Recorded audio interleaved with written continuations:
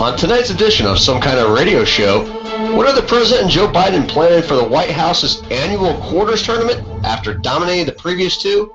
Here's what President Obama had to say. We're going to go for a three-peat. I want to repeat that. We're going to try to make it the same this year. We're going to go for a three-peat. Also, is scaring your kids the next fun family game?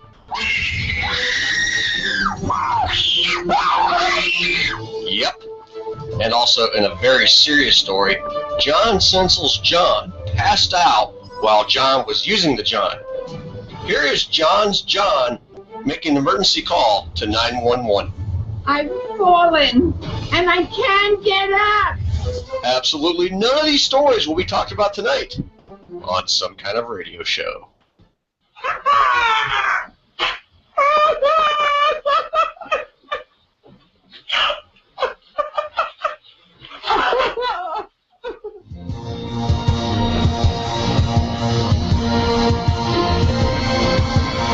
Some Kind of Radio Show Studios proudly presents the all-new Some Kind of Radio Show with our host, Earl McCune, and the crazy crew, broadcasting live on YouTube via Google Hangouts on air. Call in live now at 330-776-5630 or get a hold of us on Google Hangouts. Now, here's our host, Earl McCune, and the crazy crew.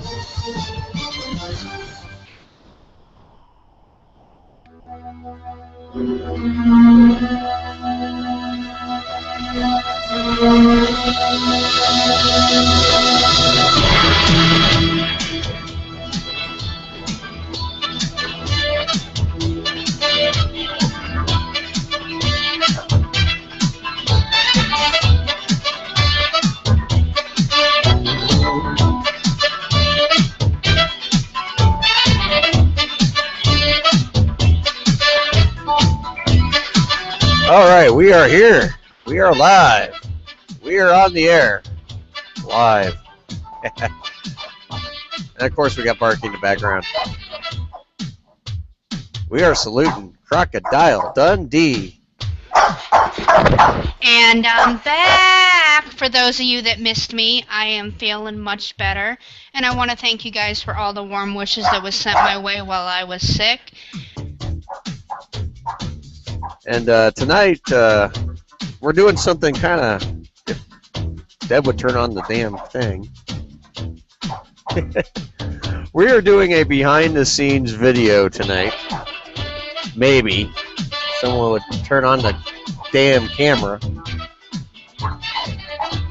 Shut up, Holly. Can't have a show without Holly barking.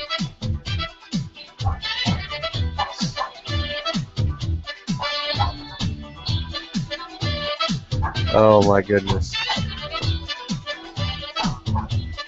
I don't hear you, Deb. I don't hear you coming through. It wouldn't be a show without her yapping, and you know that. Yeah, I know. You can call us live tonight, 330-776-5630, and join us live on Some Kind of Radio Show here. We're here for the next 3 hours tonight, broadcasting live on YouTube, and we salute Crocodile Dundee. Before you jinx yourself, did you check those phone lines? Yeah. What?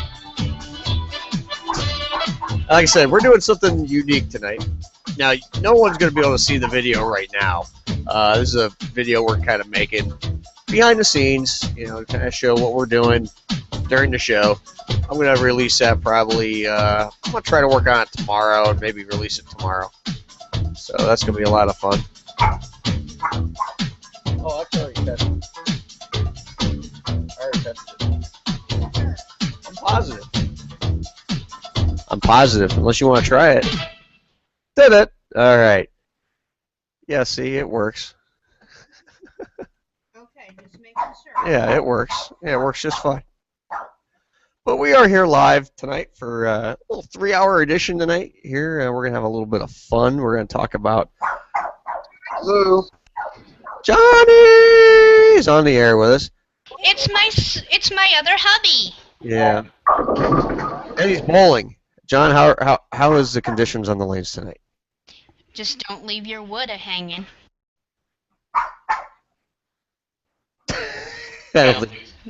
He left his dead wood.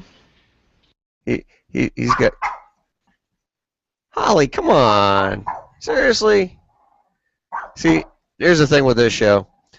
We have a very jealous little doggy who does not like... Headphones on. She don't like it when we have headphones on, and she wants constant attention. So I said put her in the other room, and Deb's like, no, I'm not putting her in the other room, because... Do you want her to tear up the carpet? No, but Lori's in there with her.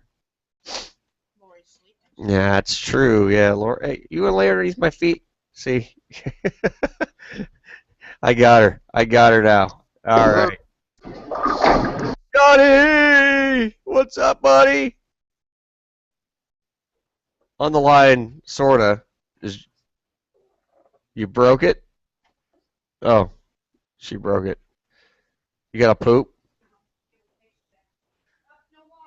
Oh, no wonder they're barking. There's no water. Anyway. Yeah, no wonder they're yapping. Hey, like I said, tonight we're celebrating a great movie from 1987, Crocodile Dundee, starring Paul Hogan and Linda Kozlowski. Boy, she was hot. Oh my God! I'll tell you what, she gave me an instant chubby every time. Every time. Linda Kozlowski can bend you over the bed any day. Oh, Paul, he's like 100 now, you know. He is like 100 years old now. I think he has to take Viagra. I don't take no Viagra. I don't know what the hell you're talking about. As you can tell, Deb's back on the air with us tonight. She's feeling a little bit better. She don't look any damn better. Feisty as ever, baby. See, here's the thing in the video. What is this the play button or record button? Yeah. There we go. Now see. And you got your hand in front of the... No, I don't. I'm just trying to get it all. See, there's Deb. She don't look any better. Hello, everybody. Yeah, she don't look any better. As always. Yeah, well, you're not. I don't hear you on the radio. It's because I had my mic muted, dumbass. Oh. As always, you can hear us bicker. Yeah. Yeah, we always do our little This is bickering. what happens after 12 years of marriage and 12 years of being together. Well, almost 12 years of marriage. So. Yeah, you want to. Yeah. Yeah, you take that for a minute, please. So yeah, tonight we're going to talk. Like I said, we're going to talk about Crocodile Dundee. Great movie back from what 19. Don't give me the rabbit ears, lady. Come on, don't do it. Don't you dare do it. Let's make sure you don't have a chubby. Okay. No chubby here right now because I'm looking at you right now. So that just see.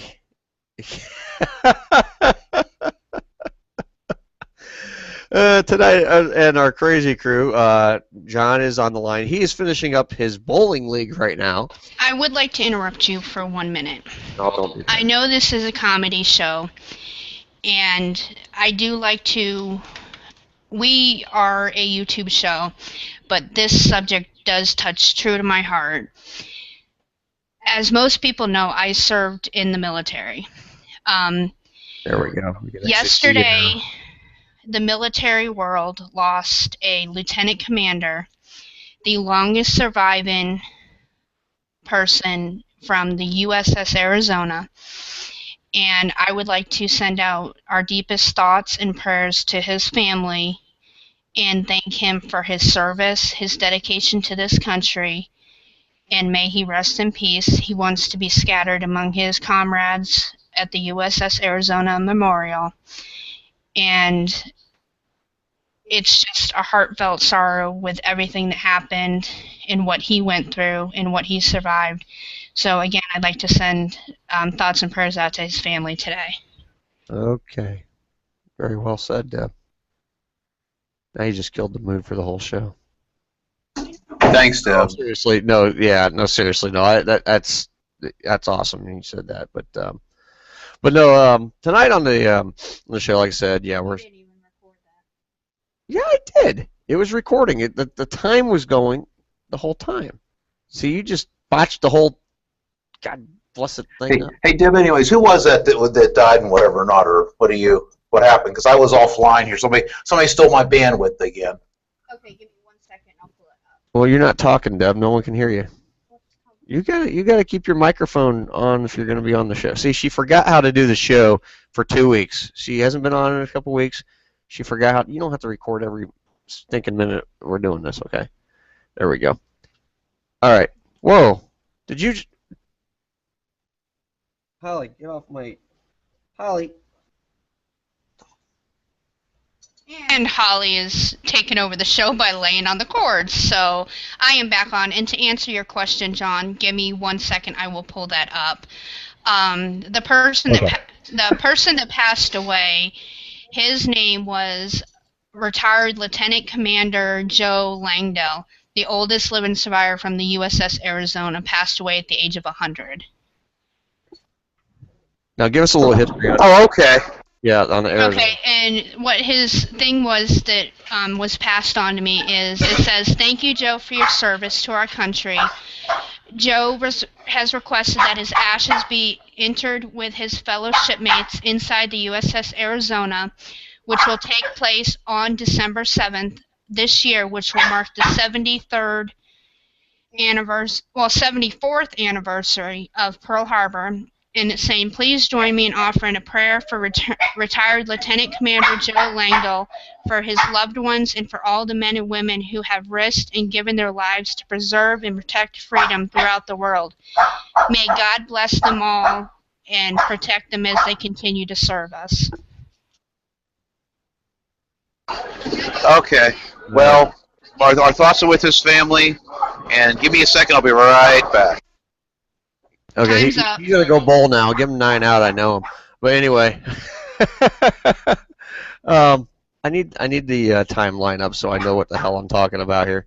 There we go. No, that is not. What the hell is that crap? Jeez, Deb. All right, there we go. Anyway, like I said, we're gonna be talking about Crocodile Dundee. You know, it's a great movie from 1980. You can actually see it on it's on Netflix right now, so you can watch it on Netflix. 3's on there too? 1, 2, and 3. Shit about 3. I didn't like 3. But shut up, Holly. Now, here's the question of the night. We're going to throw out the question of the night. And since this is kind of a movie, and Lori, who don't feel good, bless her little heart, if you could go to any exotic location, where would it be? Why? And who would you take with you, if anyone? Again, I'll repeat the question.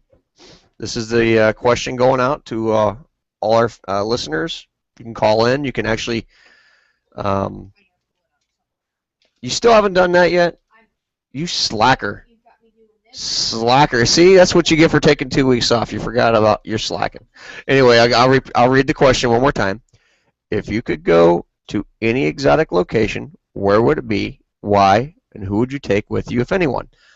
You can call in live to the show, 330-776-5630, or you can email us, skoradioshow@yahoo.com, and also if you have Instant Messenger, Yahoo Instant Messenger, SKO Radio Show. You can instant message us, give us your comments, your feedback. We'll answer them live on the air tonight, as we broadcast here live tonight for 3 whole hours tonight. Josh, and yes, that was not a mistake. Mr. McCune did say 3 whole hours of my lovely voice and his pain in the ass nonsense. Okay, Toby. 3 hours of Deb. God, 3 hours with Deb. That's like And me. You gotta make up for 4 hours of not having me. I can tolerate 3 hours with John. It's 3 hours with Deb. You didn't have me for 4 hours, so you're losing an hour, so you gotta make the best of it. Yeah, no kidding, right? Yeah, like I said, Josh Randall will be on the line here in a little bit. He is running a little late tonight, and of course, John Sinsel, who is bowling. John, how are you bowling right now? Shitty. Okay, well that answers it. Please tell me it's at least better than Mike on a bad day. Yeah, Yeah, it is. Trust me. Yeah, the lanes are so dry, it's like the Sahara Desert out there. Okay. And it also helps if all 10 pins were actually in the spot they're supposed to be. And an infamous call. Uh-huh. Anyway, throughout the night, like I said, tonight we're doing something interesting, a little bit behind the scenes. We're gonna recording a little bit behind the scenes stuff every show, for this show anyway. And yeah, okay. Twist my arm. I have another. Yeah, I know. I gotta talk about my beer of the night. I'm not exactly drinking a beer tonight. I'm having a Angry Orchard hop, and this is brand new. Angry Orchard Hoppin' Mad Ale. And I'll tell you what, this stuff, well, it's not Hoppin' Mad Apple. I said ale. Hoppin' Mad Apple. This came out this week. This stuff is really, really good. And I'm just going to read the label because I can. It says, Hoppin' Mad Apple is dry. Hop for all hop. Hop for all the hop goodness and none of the hop bitterness. The cider's bright apple sweetness, and I got to turn it around so you can read the other part, is complemented by floral notes from the Strisselpalt hops and tropical notes from the Galaxy hops. So good, and you'll go. Yeah, it says so you'll go hopping mad. So yeah, in the little video we're making, which I'm going to try to get, I'll produce it between tomorrow and Sunday. I'll try to get it released here on our YouTube channel. A little behind the scenes action here is, we'll talk. I'm going to be talking to the camera a little bit here. I'm not talking to it right now, but we're going to kind of put it up, put it down, just a little bit here and there as we just do a little behind the scenes, and just that way you can see the craziness that goes on behind the scenes as we do this show live. One other thing I was going to say, I was going to get into is kind of just talk with everybody about here. We are saluting Crocodile Dundee. Good day, mate. And I was going to ask, kind of go around. John can get me this answer whenever he gets time, because I know he's. Okay, I'm here. Go ahead. Oh, you're fine. I want to hear. Tell me. I want to ask everyone. Their favorite scenes in Crocodile Dundee. And John, if you got a second, go ahead. I know you're trying to wrap up your bowling league, but if you got a second. Okay, I'll give you my favorite scene from it. It's a part of the movie where we're walking around New York and the guy's trying to mug up both of them, right? Oh yeah. Guy pulls,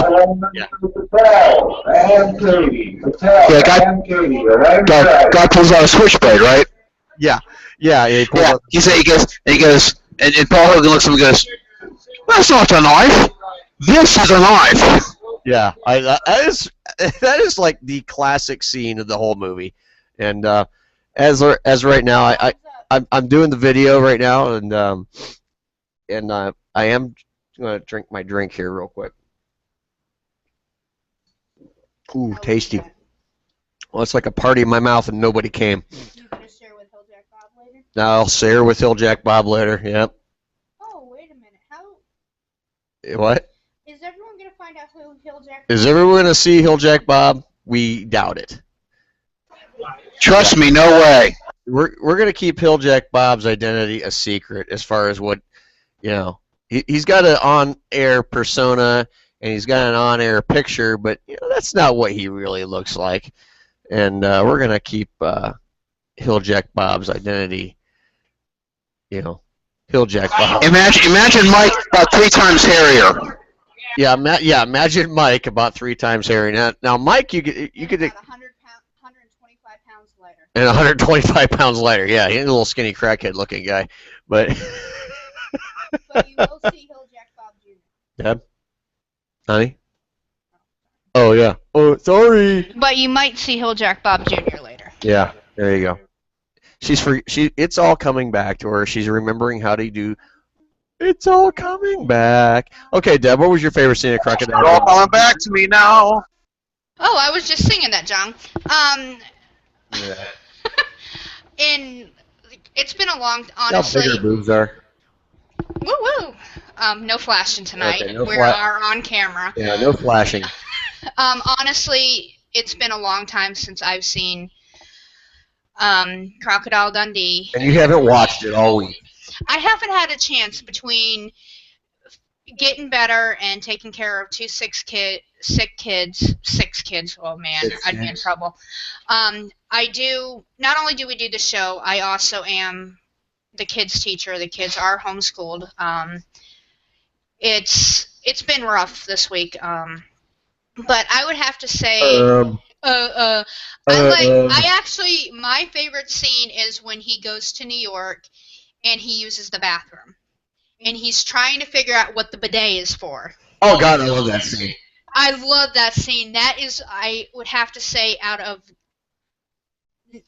Crocodile Dundee 1, that is my all-time favorite scene. I love that scene. I love that scene. It's just absolutely one of the funniest scenes. Backside, right? Yep. That is just the absolute downright funniest scene of the entire movie. Yeah, I love that scene too, and and even the knife scene. I mean, we do got some great scenes I picked out, during our breaks that I'm gonna play, and they go in kind of chronological order of the movie, so kind of get a sense of the flow of the movie too. So we have 5 breaks tonight during the show for a 3-hour show, 5 scenes, and Deb is showing on our camera right now. If she's getting a good shot, she's showing our timeline that we follow during each show. That way we kind of got an idea what we're doing at any given time. That way we know how to, spread the time out, and we try to follow the timeline. We don't always follow it perfectly because this show has never gone perfectly ever. This show's never gone perfectly. That's true. And Paul Hogan. Yeah. Okay, Josh Hinkle. Thank you. Paul Hogan is 75. I was 7,500. It's all relative after 70, isn't it? Yeah, but 75 is still bangable. Jeez, wow. So was my parents. Wow, just imagine, John. Just imagine your parents going at it. No, don't do that. No, thanks. Put it this way. Look at how old. Thank you, Josh. Look at how old the guy was Anna Nicole Smith married. She did him. I don't know if she ever did him. I don't know if she ever did him or not, but I mean, there's some speculation if she did or not. But I mean, he was like 90, wasn't he? That guy. I mean, I don't know. I mean, oh, you want to look this up because we brought it up. Let's look it up and let's get. We have to have legitimate info. Okay. All right. Yeah, it's almost like that oil guy in Anna Nicole Smith, ain't it? Yeah. Well, who we're talking about. Yeah, she's still dead too, by the way. Her daughter's beautiful though. She's alive someplace though. Yep. She's. All right. You mean you talking about? Well, I was reading it, and then you turned the. What the hell are you doing? Oh yeah, here she's pulling it up. Oh, J. Howard Marshall. Okay, he was like. Okay, he was 90 when he died. Okay, 90 years old. And they weren't married that long. How long were they married? If you're talking to your microphone, Deb, that'd be great. Okay. In 1994, at the age of 89, he married 26-year-old model Anna Nicole Smith. Their marriage lasted 14 months until his death. Okay, well. So he was 14 months of bliss, baby. 14 months of bliss, absolutely. Then she got fat, and then she got skinny again, and then she died. Oh, well. Yes, that's one thing about our show, people, is we are now starting to validate anything that we say on this show now. All right, be right back. All right, John's going to go play with his balls, and he'll be right back. So, hey, getting back on track of, our subject matter for the night is Crocodile Dundee. Like I said, we got some great clips tonight we're going to play. I also have the original Sinsel and Ebert review that they did on at the movies, back in the back in the late 80s.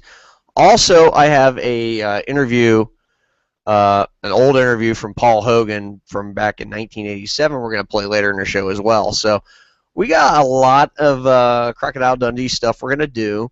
Also in the show tonight, as always, Hilljack Bob's going to be doing his top 10. Later, we're going to play a little bit of match game, and we're going to play that amongst everybody available tonight. Myself, I'm sure Hilljack will be in a little while to host, and I'll be in. Deb's, of course, back. John's going to be on. I don't know what time Josh is going to be joining us, but I know he'll be joining us at some point. So, it's going to be a pretty fun show tonight. So we got a lot going on. So we're going to have some fun with it, and we're going to salute Crocodile Dundee. And now I want to talk to you about my favorite scene. Okay?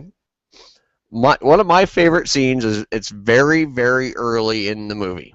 Okay? We're talking the first 10 minutes. It's right after Sue lands, and her and Wally are in the bar.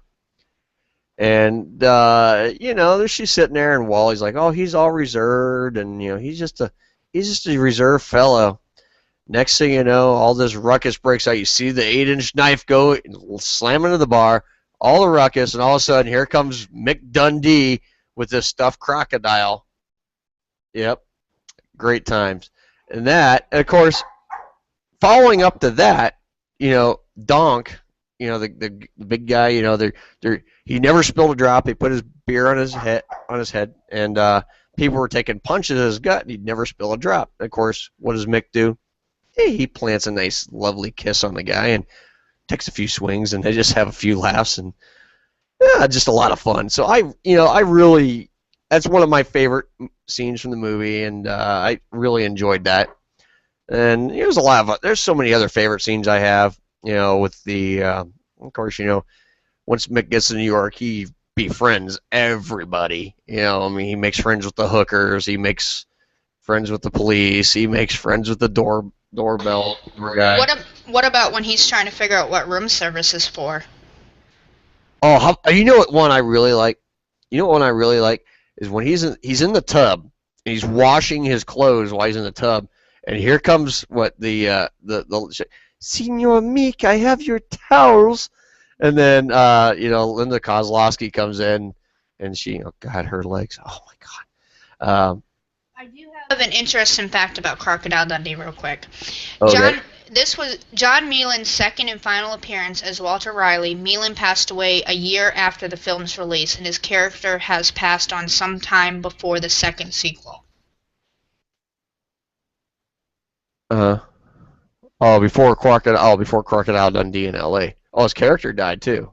Yeah. I never really seen the third one. I mean, I seen the first two, many, many more times than I can count, but I never really watched the third one. I never really got into it. What? Go ahead. You can read that. And also, one thing I never realized is that Crocodile Dundee actually was heavily influenced by the Rambo films. Okay, I never knew that. Never knew that. Never, ever knew that. But, Crocodile Dundee, I mean, who wouldn't want to be Mick Dundee with that knife? I mean, come on, I'd love to have a knife like that. And that 8-inch, that's a knife. That's a badass knife. And he just do, and always cracked up, like one of the first things he did, first you start thinking the guy's a fake because, he looks at Walter Riley's watch and he looks in the air, oh, it's 20 after 2 or 2:30 or whatever it was. It's like, first you're thinking, just not knowing the character, you think the guy's just, oh, God, this guy's a fake. Okay, whatever. Then, realize the guy can actually do all this crazy stuff. So, lots of fun, but anyway. Yeah, we're getting close. But, oh, man, I'll tell you what. I'm tired. I haven't slept in a day and a half. I'm worn out. Yeah, this is going to be a long night, brother. It is, but we're going to have some fun with it. But at this point, that music is cueing their break time. So, hey, it's 9:30, And we're going to go ahead and go to break here and play a little retro commercials and another, of course, our first cut from Crocodile Dundee. So, Some Kind of Radio Show live here on YouTube on another Friday night. Stay tuned. We'll be right back. Maybe.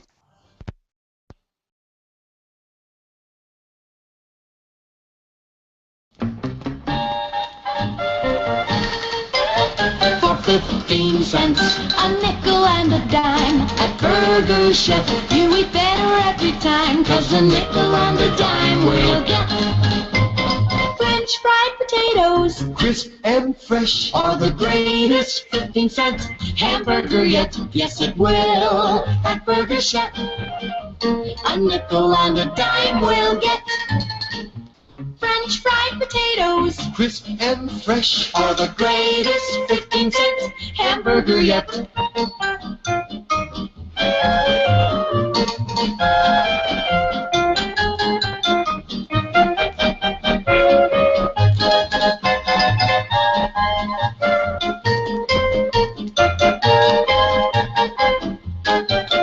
Eat at Burger Chef for a nickel and a dime. I'm from Milwaukee and I ought to know. It's fast brewed glass. Sugar me timbers, I almost sank a cargo of glass. Ahoy! Careful, mates, it's the draft brewed beer. Some brewers make one beer for the tap and a different beer for bottles and cans, but not Blatz. Blatz brews just one beer, and it's all draft brewed. Some goes into Blatz bottles, some into Blatz cans, and some into Blatz kegs for draft. That's why Blatz gives you real draft beer pleasure from bottle, can, or keg. I'm from Milwaukee and I ought to know. It's draft brewed plastic beer wherever you go. Smoother, fresher. Less filling, that's clear. I'm going along with a good thing. Blatz is Milwaukee's finest beer. Blatz, Milwaukee's favorite beer, now at local prices. Hello, everybody. My name is Earl McCune, and I'm the host of the all-new Some Kind of Radio Show that airs live on YouTube Friday nights from 10 p.m. till midnight. You can find us by searching SKO Radio Show. I'm here to tell you about a great science fiction news and information site I found. It's called warpedspacesci-fi.com. You ask what it is, what I just say. It's a news and information website. They have it all. You can get all your Star Wars news, Star Trek news, everything else in between. They got it all. Check it out today. warpedspacesci-fi.com. Don't just take my word for it. Take the word of the many hundreds who have checked it out now. They love it just as I do. I get all my news there. Again, warpedspacesci-fi.com. What is it? warpedspacesci-fi.com. Local businesses, up your sales. Be the first to advertise on KRMA Radio at a low introductory price. Email office@krmaradio.com or send by snail mail to KRMA, Post Office Box 108, Kent, Ohio 44240. Our sales staff will call you. You are currently listening to the all-new Some Kind of Radio Show with our host, Earl McCune, and the crazy crew. You can follow us anytime, anywhere, from Twitter at SKO Radio Show, Facebook.com/SKO Radio Show, and Google Hangouts at SKO Radio Show, and of course, right here on YouTube. Now, back to our host, Earl McCune, and the crazy crew.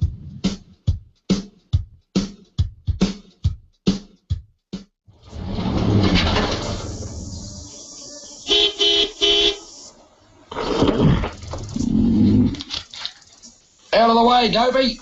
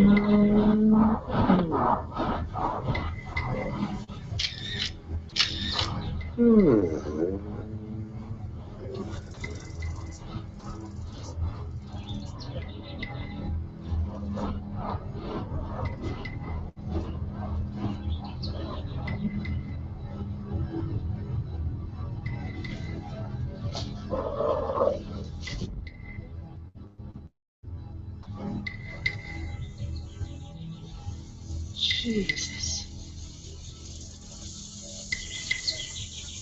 That was amazing. Mind over matter. Oh, Bushman Street.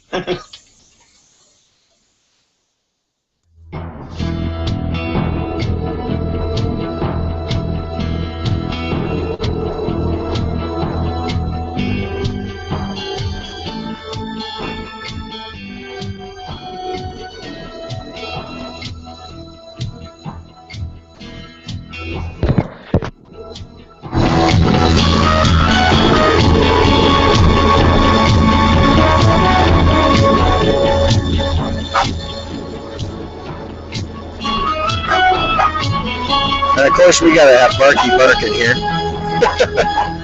All right, we're back here for the second half hour of some kind of radio show here. You sound like that, whatever the hell that thing was. Oh, shut up! I can't tell if that was an animal or if that was someone just going for all their freakiness. Dun, dun. I gotta have a little Crocodile Dundee music. But, yeah, give her a little bit. What do you got? Cheese? Nibbles. Nip. Smoky barbecue cheddar. Yeah. They love it. They love it? Alright, shuts them up anyway.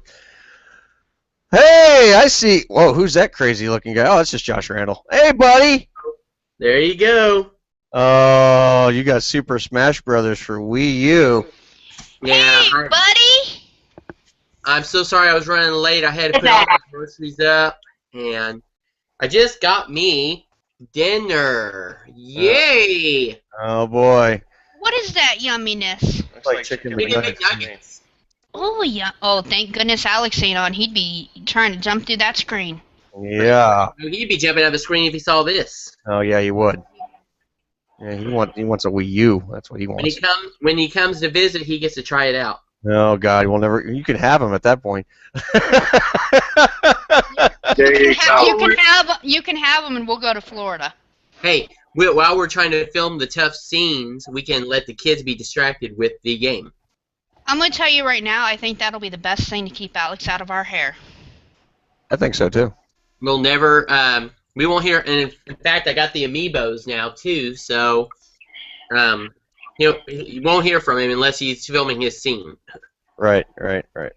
So what did I miss? Well, first the Earth cooled, and then the dinosaurs came, and they all got big and fat and died and turned into oil. Then the Arabs came. No, never mind. Wrong movie. Well, the one thing you did miss was that we did salute the person that passed, the lieutenant commander that passed away yesterday, the last survivor of the USS Arizona. Yeah, I remember you were telling me about that, and I want to say something else too. I want to, even though it's way far out in the middle, in the Jordan and whatever, I want to remember the family that lost their son that was burned alive. Oh yeah, no doubt. Very gruesome way to go. Unfortunately, my sister decided to send it to me and it freaked me out. All right, let me go. That might help it from being so slow. Okay. Well, we're going to go into headlines. Let's go into headlines.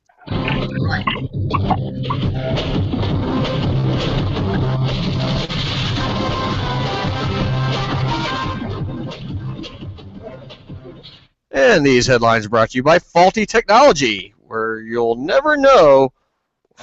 And, of course, you blocked my goddamn... I'm trying to read this. Seriously, Debbie? You butthole. Let me read it again. I was trying to give you head. Okay, on that note, we'll be back. No, I'm just kidding. TMI! Okay. Hey, these headlines brought to you by Faulty Technology. You'll never know what is going to go down next. Okay, let's go down. Wow. Well, on that note, this headlines are going to get hot and steamy, so baby, let's go and make sure you are all hot and bothered and ready to go. So for those of you that have got the lotion and stuff, you better get your hands ready to do some jerking. This isn't some kind of sex show. Yeah, come on, Deb. I didn't bring the KY jelly yet. You know, we're taping a little bit behind the scenes here. And I didn't bring the condoms. Yeah, well, screw that. Anyway, we're taping a little bit behind the scenes tonight, and just kind of doing a little behind the scenes videotape that I'm gonna edit together, and we're gonna do that. But go ahead, Deb, read your headlines. Okay, and the first headline, so for those of you that are looking for a woman that you are going to get... I'm really hoping to get this on tape. Okay, I'm really hoping to get this I on will tape. actually wait a moment until Earl can get the camera up and running, because I'm going to tell you right now, these headlines are going to send you guys for a wall-up. So I will go ahead and wait a moment. You're crazy. These headlines were the best ones I could come up with tonight. I had to come back with a bang. So you know what? Let's go for the bang. In a literal sense? Yeah, okay. That's what's going to happen later on. Yeah, Deb? Hell Deb, yeah! I don't know. I wouldn't count on it. John, you gotta go to bed after this. John, you know me. You know how I roll. Yeah, I know how you roll. Trust me, I'll Sir Jack York does too. Oh, shut up. Hold on, I almost got this thing to work. What the hell is this thing doing? There we go. Yeah. It's got to be smarter than the camera, right? All right, are we ready to roll? No, not yet. It's still it's like a blank screen. What the hell? This is faulty technology. Gotta love it. Yeah, faulty technology. Usually what goes on, is what happens with this show, and of course everything we use is faulty. That's another.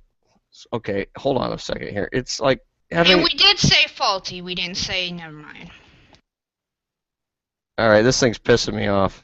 Give me that. I got it. Now, what do I do now? It's still it's on camera. I don't want to take snapshots. All right, I don't want. Okay, there we go. I'm gonna restart. Okay, hold on. It's like waiting here. It's doing. Yeah, there we go. Okay, it's restarted now, Deb. You can start. It's going. It's counting. Okay, and I'm just gonna read her headlines. Right. We're gonna do this on video. All right, shut up. First headline for those of you that is looking for a woman that you are going to get the most enjoyment out of. Let's go.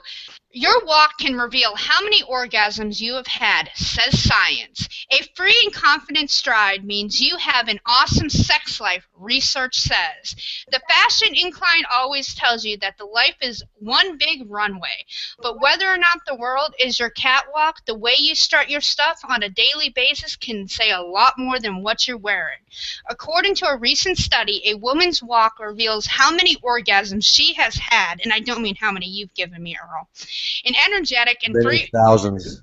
You only wish. An energetic and free walk means a woman has been sexually fulfilled plenty of times. A stiff walk means she shows sexually restraint, which means I've been with you. The study, which was conducted in Belgium and published in the Journal of Sexual Medicine, involved a group of women who completed a questionnaire about their sexual behavior. The participants were then viewed from a distance while walking in public. The researchers who analyzed the walks had no previous knowledge of the women's sexual and orgasmic history. They found that the women who had fluid, energetic walks, free of flaccid and locked muscles, had more orgasms than most people did. Unsurprisingly, the study also found that women who had reached sexual climaxes more often also had more confidence, high self-esteem, very easily translates to a sassy strut, which I wish I could do a Dr. Ruth voice. And I'm going to tell you right now, I don't think I have a sassy strut. I have a sexy, sassy strut because I'm with one of the best men in the world. You have a fat ass strut. That's what it is. Go bite me. But an energetic walk can come from more than thinking about your last hot between the sheets session. Me? I can't remember when that was. Wait a minute. Yes, I can. Some women walk with a longer, more confident stride when wearing heels. Getting a big promotion other than race to an orgasm, that is. And other esteem-boosting factors can also lead into that free walk researchers describe. So I think we shouldn't put too much weight into these findings, at least not until they are proven more conclusive. We do predict a fun people watching game coming out of this, however, so grab a girlfriend, hit the mall, and analyze your female struts. See how many orgasms you can count, and then get between the sheets. So let's see, Earl, what type do you think I am? You're about as... Well, let's see. I can tell you one thing. I'm going to say this. Hot dog, hallway. That's all I got to say. Use your imagination. You are such an ass. How many hot dogs? Oh, John, I'm going to kill you for asking that one. You can take simultaneously. But you know what? This thing does not count that women have had kids. And that does not have to do anything with their strut. You got this. Well, excuse the pun here, or the language here, but you have that I don't take no shit strut, because I'm a bitch and I'm proud of it strut. That's the kind of strut you have. I mean that in all niceness and sincerity, but I thought it was a waddle myself, just like me. Weebles? Weeble wobbles, but they don't fall over. I've seen you fall over. Shut up.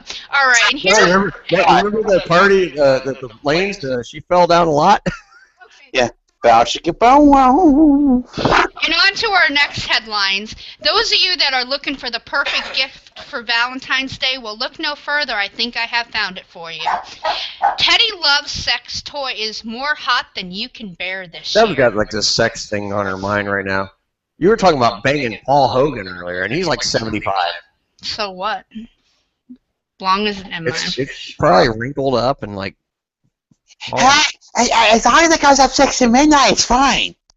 Oh my God! I was just getting ready to say, well, look at Harry the Tiger Smith. If he can still do it, who knows? Bless him. Okay, teddy bears and sex toys are two things that people commonly take to bed, but no one has ever thought to combine them until now. So you figure, people. What is the most common gift at Valentine's Day that people give? Teddy bears. So a new product that's out called Teddy Love seeks to rectify this missing kinky. Is it a teddy bear with a dick head on it or something like that? It's basically a cute little stuffed teddy, but with nose and tongue that vibrates at 10 different speeds. Ooh, that could kind of go into next week's movie. I wonder if Ted can do that. 5 of which are variable. This sexy destroyer of childhood innocence was the brainchild of Wendy Adams, who told Extrict.com the product was inspired on a cold New England night when she was hugging a teddy bear under some blankets. Now, wouldn't that be kind of like, what is that? Animal, what's the word? Animal cruelty? Animal cruelty. Bestiality. Bestiality, thank you. That would go under bestiality. Let me finish. I would have a bear lick my snatch. Let's talk about bare necessities now. Well, watching Bare necessities, okay. While watching TV, the teddy bear was very cuddly. I was holding the bear and stroking him, and his nose hit my nipple. I was really turned on and staring, thinking, wow, his nose is hard, and then put his nose down around my you-know-what, and was like, this feels great. I started thinking if his nose vibrated, this could be really erotic. Then my husband came downstairs and saw me playing with my teddy, and we started playing around with the teddy bear together, laughing and giggling, and then it led to more fun. The rest is pillow talk and history that's between me and him. Adams and her husband got to an engineering company to design the electronic security for the bear's nose. She personally tried out the prototype bear and was pleased with the results. The motor worked really, really well. I had 3 orgasms the first time I tried out the product. She told the website the doll is being marketed towards women, but Teddy Love apparently has charms for males as well. I think this may be a perfect gift for Mike Malone. As Las Vegas, as Las Vegas Weekly delicately puts it, just turn it upside down and well, you get the picture now. The product is usually available at teddylove.net for $100. But it's only $74.95 before Valentine's Day. So you know what? If you have a love for Valentine's Spend more this than year, $20 on your dumbass. if you have a love for Valentine's this year and you want to find that perfect gift, don't just get her a teddy bear. Get her that extra special teddy bear. So when she's lonely at night, she won't actually be lonely this year. Okay. So what do you think about this, John and Josh? Now I got two things here. Okay. First of all, here we go. Is this relating to the Elvis song? Uh-huh. I just want to be your teddy bear, put a chain around my neck. Yeah, that's it. And then secondly, isn't this no different than a Bob, a battery-operated boyfriend? Pretty much. Yeah, I was going to go with that. Yeah. The only way I can respond to that is, Debbie, that'll give you an opportunity to play with Earl's nipples tonight. Let me put it this way, Josh. Wow. Let me put it this way. I don't need no bear. I don't need no vibration. I've got my own vibration that just takes off on its own. Damn. Don't use the dog. So that's what your problem's been all these years. What? You have your own vibration. You have your own frequency. No. Well, what it is? No, Wait. You guys are tuning into something that's already set in motion. Okay, It was set in motion the night I met Earl. Okay, let me. And it's been continuing for 13 years, and it'll continue until he is dead in a casket. Now let me finish my thought. Damn. The vibration you have, Deb, that's just gas, okay? Oh, shit! Well, something. Earl! No, that's Earl. This is a guy that can literally, when you're going down on him, will sit there and fart in your face. And that's no joke. Yeah, I do. Earl's one of those. The one that did that. Hold on.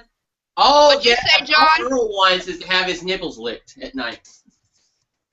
What's this? No, Earl is the type that lactates, and that is no joke. There is no lactation from these nipples. Oh, boy. Now wait a minute. I'd be. You were supposed to be the girl, weren't you, Earl? Well, apparently, I guess. I don't know what's going on with that all of a sudden. But anyway, like I said, this whole vibration thing she's talking about is when she farts, okay? Now, when she farts, you're been like in a motel, those cheapo motels, and you put the quarter in the box and the whole bed vibrates. Well, I don't have to do that. From 1972. Okay, well, I'm just talking about back in the day, okay? And how would you know? Because I know these things. Okay? But anyway, Deb farts in bed, okay? And the whole damn bed just vibrates. And you know what? She gets herself off by her own fart. Now that takes some skill. Debbie! That's a lot of skill. Ew! And back to teddy bearism. Uh-huh. You know what? The thing is, you're the one that has a fetish for your puppy daughter, Holly. Excuse me? I don't have no fetish for my dog. I thought Holly had a fetish for men. You're the one that's been licked by her. That was, you know what? I came out of the shower, I didn't know what the hell was going on, and she licks it, okay? And I would never looked at her the same since. And she's, she's begging for it right now. I think she is. And she is between his legs. Are you sure we're not in the Twilight Zone at this point? I think we are. I'm gonna say one more thing about this teddy bear thing. If you guys remember right, teddy bears are actually named after Teddy Roosevelt.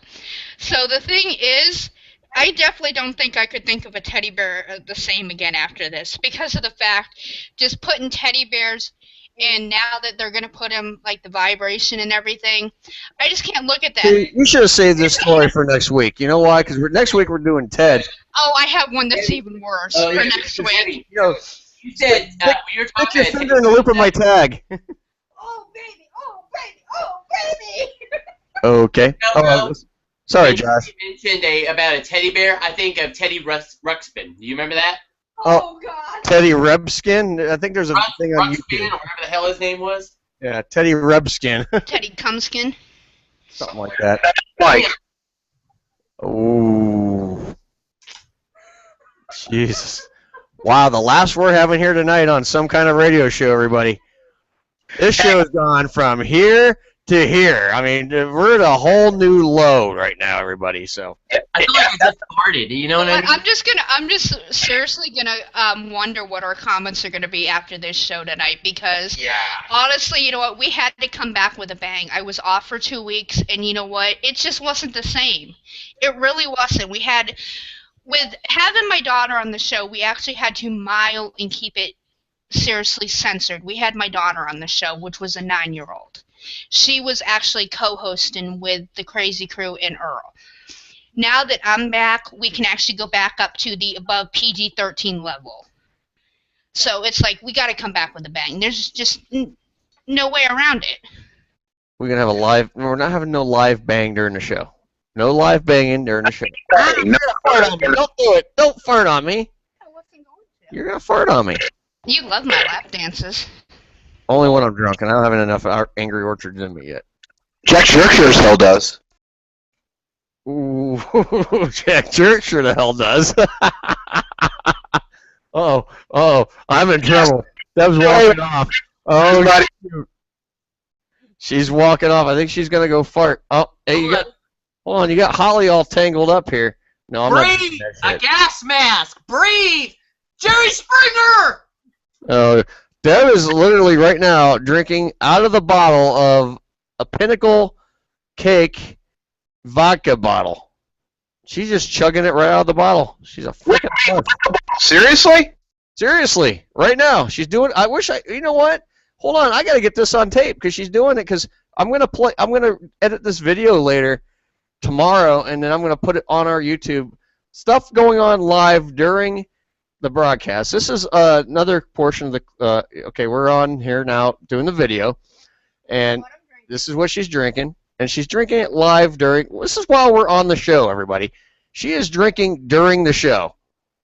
Now I can't say much. I'm not drinking liquor, but I am drinking. I just took a sip and I watched. Okay, we're watching you. You're watching you, and too bad the sound effect won't come through on the video, but. That's a huge bitch. But yeah, that's a huge bitch comment come through. Okay, she's feeling happy. Okay. Now I'm definitely ready for tonight. Oh God, I'm ready to go to bed. I'm ready to go to sleep. Hey Earl, check out the video. There's my drink of choice for the night. Sleepy. You know what? I've been awake for like 26 hours right now straight. Hey Earl. Yes, sir. You don't realize if you go to bed now, at least you have the doggy to take care of you this evening. Oh well, I know I have to. I'm talking about the take care of me this evening. Yes. And see, Debbie will see. The problem is, with all the insults you're giving to Debbie, Debbie will put you on the couch. That works for me. Actually, no. The dog will sleep with you tonight. Actually, no. I got a sore neck. I got a little neck issue. Actually, no. For my pillow. Actually, no. Lori is sick. She's sleeping in our bed currently right now. When she's sick, she's a daddy's girl. Will you tell her we missed her? She'll be snuggling with Daddy. And we actually just got a post from Josh Hinkle. He says, "Great so far. Laughing my ass off so far. Couldn't be better." You added it couldn't be better. He didn't say No, it was from someone else. Fan, you know. Yeah. Yep. Okay. Josh Hinkle is just Josh Hinkle, you know? Yeah. But you know what? He's a good dude. He really is. A different type of awesomeness, you know, a different level. Mm-hmm. Oh, there's a video. What's John drinking right now? He's bringing True Blood. I think so. See that? That's your drink of choice, Josh. Okay, guys. We are hit that. It's 10 o'clock. And we're going to go ahead. What are you doing, Deb? She's showing what we're doing. We're going to go and take another retro commercial break. And we're going to come back with another clip of Crocodile Dundee. Stay tuned. We'll be right back after this, everybody. This is Some Kind of Radio Show. know, Aunt Jemima, your pancakes make the whole family happy, especially the ladies. Well, Mr. May, the ladies know how easy my pancakes are to fix. Easy as 1, 2, 3. Just add milk or water and pop them on the griddle, and they're ready to serve. And your Aunt Jemimas are so tender, so delicious, so easy to digest. Yes, sir. Just as digestible as toast. That's why folks I know eat them for breakfast, lunch, or supper. Yes, right around the clock. Aunt Jemimas are enjoyable, satisfying, good eating. Mm-mm.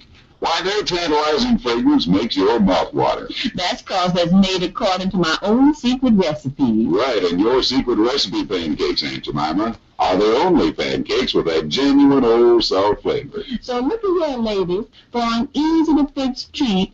Ask your grocer today for the regular-sized box of Aunt Jemima ready-mix pancake flour. Or for economy, get the 3.5-pound family-sized bag. If you had a friend who was a king, what kind of a gift would you give him? Well, there are many people of prominence who have been thrilled to receive this. Zenith's famous 9-band transoceanic, the world's most exciting radio. Powered to tune in the world.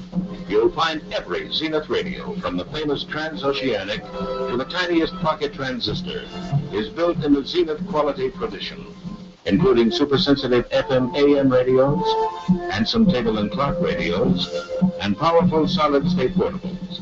Over 100 radios to choose from, priced to fit every gift budget. At Zenith, the quality goes in before the name goes on. If you're buying a radio for a king, a friend, or for yourself, why not get the best? Hello, everybody. My name is Earl McCune, and I'm the host of the all-new Some Kind of Radio show that airs live on YouTube Friday nights from 10 p.m. till midnight. You can find us by searching SKO Radio Show. I'm here to tell you about a great science fiction news and information site I found. It's called WarpedSpaceSci-Fi.com. You ask what it is. What did I just say? It's a news and information website. They have it all. You can get all your Star Wars news, Star Trek news, everything else in between. They got it all. Check it out today. WarpedSpaceSci-Fi.com. Don't just take my word for it. Take the word of the many hundreds who have checked it out now. They love it just as I do. I get all my news there. Again, WarpedSpaceSci-Fi.com. What is it? WarpedSpaceSci-Fi.com. Hi, it's Maggie. Listen to my new program, Maggie on the Couch, bringing you current events, real-life solutions, and humor on Karma Radio.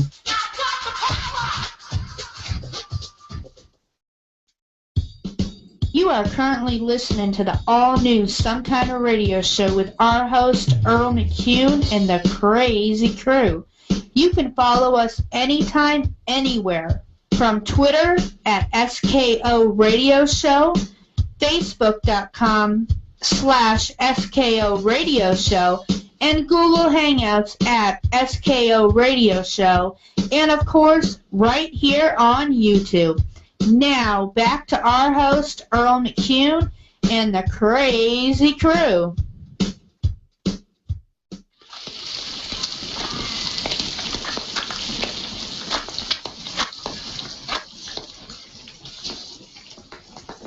How do you like your go in? Medium? Well done? You don't really expect me to eat that. Yeah, it's great. Yeah, try some of those yams. Try the gruts and the sugar ants. Just bite the end off. They're really sweet. Blackfellas love them.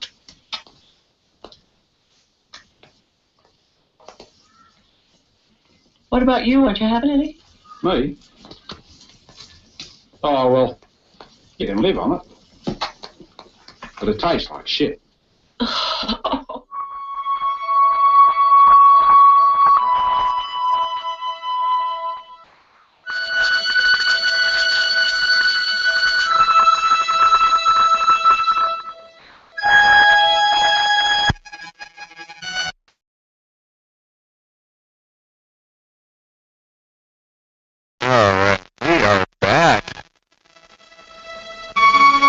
1 hour in the books. We got 2 to go, everybody. Hope everyone's enjoying our little salute we're doing to Crocodile Dundee. Just having some fun tonight. BSing, talking a little bit about the movie. Listening to some Crocodile Dundee music as we go. Deb's over here ripping farts. Bow chicka wow wow. Frickin' messed up right now. You're in trouble tonight, Earl. I've been in trouble my whole life. Okay, well, guess what, everybody? We're gonna get ready to stop it. We're gonna get ready to play a little bit of a match game. Hilljack Bob is in the studio. He's gonna take over here and the hosting duties. He's sitting down. He's raiding the refrigerator, looking for something to drink, and you got Holly barking. So everybody, get ready for some match game here. This is all Crocodile Dundee stuff, so better be ready. He's sitting down now. We're going to turn it over to Hilljack here.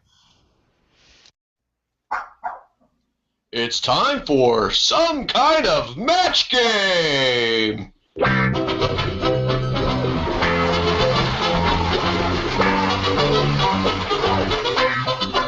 Now here's a star of some kind of match game, Hilljack Bob. Well, thank you very much. Thank you.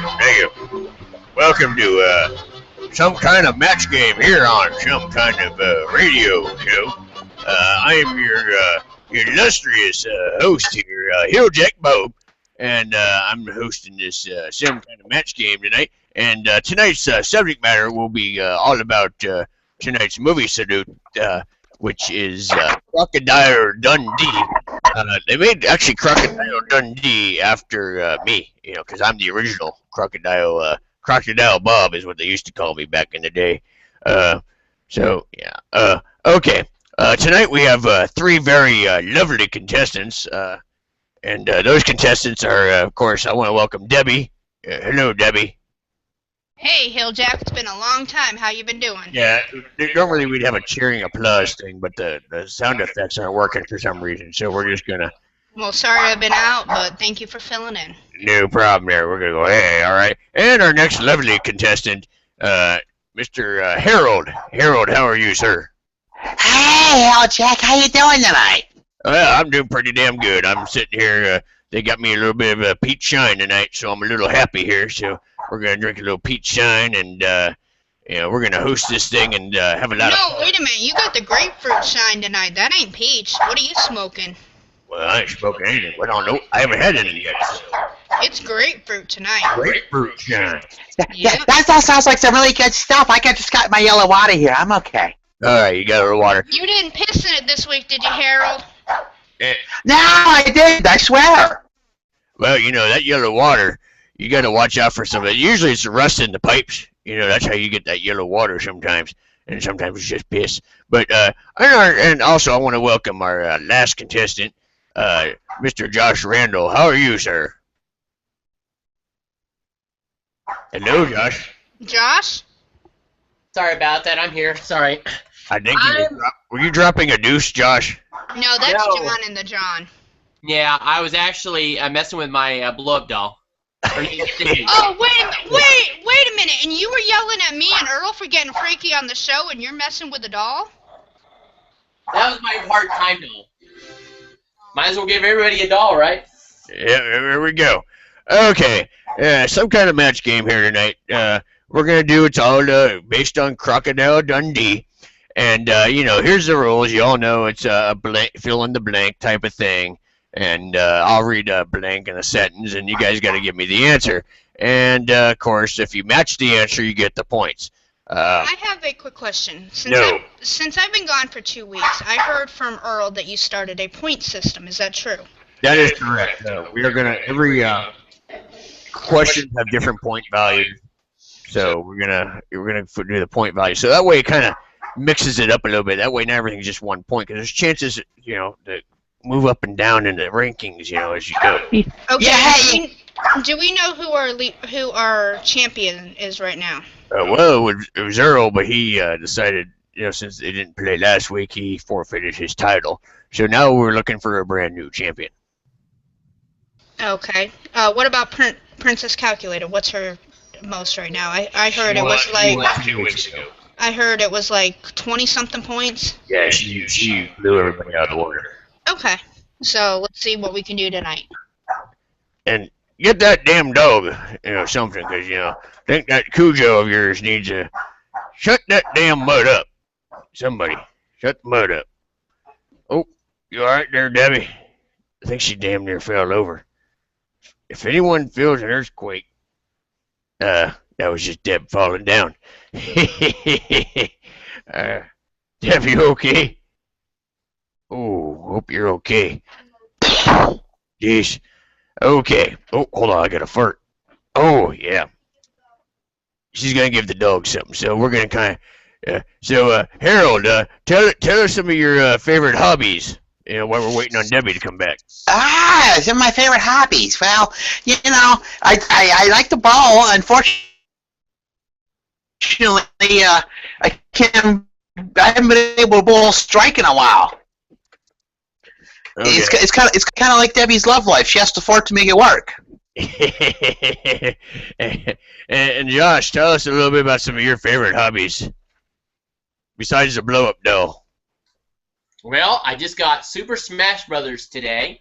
Okay. I'm a big gamer and a filmmaker. Okay, all right. And Deb, tell us about some of your favorite hobbies besides playing with your teddy bear. Doing Earl. Okay. All right, here we go. Crocodile Dundee, some kind of match game. Question number 1. This is worth 1 point, everybody. And Josh is going to go first.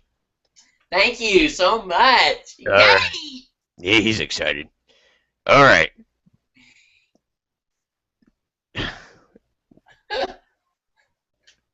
Okay. Blank is the country where Mick is from. Australia. Australia, okay. On to Harold next. This is worth 1 point, by the way, everybody. Yeah, I agree with Josh. It's definitely Australia. Okay, and well, you, Deb. I would have to say, is it Sydney? What the hell you do? I've been drinking Pinnacle Cake. Well, I'm drinking a Shine. That ain't nothing. No, you have an answer or not? I'd have to say it's Australia. Okay, Australia. Well, you all got that one right. 1 point apiece, everybody. And there's no sound effects tonight, so no applause. So we apologize. Yay, we're all excited. Okay. Faulty technology, gotta love it. Came out of my ass crack. Oh, I wish I could have heard that one. Okay, Harold, you're up first on this one here. The actor who played Crocodile Dundee, this is worth 1 point. Blink Hogan. Blink Hogan. Holy crap, Hilljack Bob just frickin' shit his pants! I told you, I had to go. Fuck! Jesus Christ! I think Debbie's going over to throw up. Oh my God, Hilljack, what the hell? Well, that was pretty bad. Lucky we got the window open here in the studio. Well, you better open another one. Okay. Oh, that is what's worse than Oda Malone. I had some sandwiches earlier in the day. Me and my boy had some shit sandwiches. That's all I'm going to say. Oh, Where the hell's Junior at anyway? It's a little cold for the window, I think, Debbie. A little cold for the window. Okay. All right. Who we got? Harold? Yeah, I'm here. Okay, Harold, you're first here. Blake Hogan, the actor who played Crocodile Dundee. Okay. Actually, I remember this one vividly because I remember that crusty bastard. It's Paul Hogan. All right, Paul Hogan. All right. Josh, you get to go next. Paul Hogan. Paul Hogan. Okay, and Debbie. I would have to say the infamous Hulk Hogan. Hulk Hogan? Yes, you really say Hulk? Hogan. Oh my God. Okay, well, if you answered Paul Hogan, you got it right. Hulk Hogan is not the right answer, so point each for Josh and Harold there.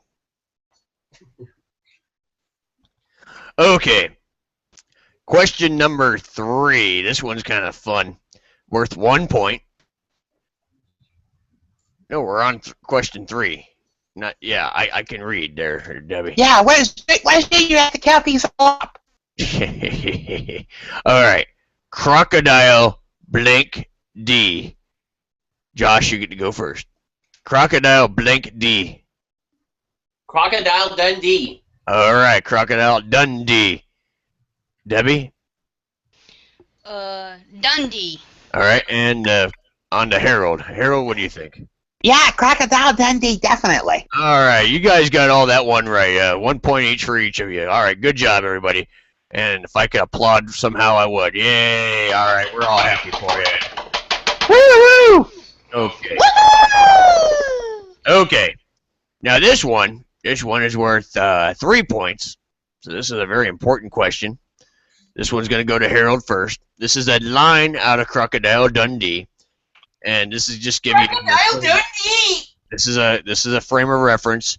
This is during the scene with Crocodile Dundee, and they're getting shot at with the crazy the guys in the jeeps are shooting at the kangaroos. I think they're called poachers. Well, they're poachers, yeah. Mick says the line, "Good one, blink. Good one, blink." Hi, I think I remember that line. That was a good one, mate. Okay, we're gonna move on to Josh next. Mick says, "Good one, blink." Wait, say it one more time. Good one, blink. Good one, farting. Good one, farting. Okay, on to Debbie.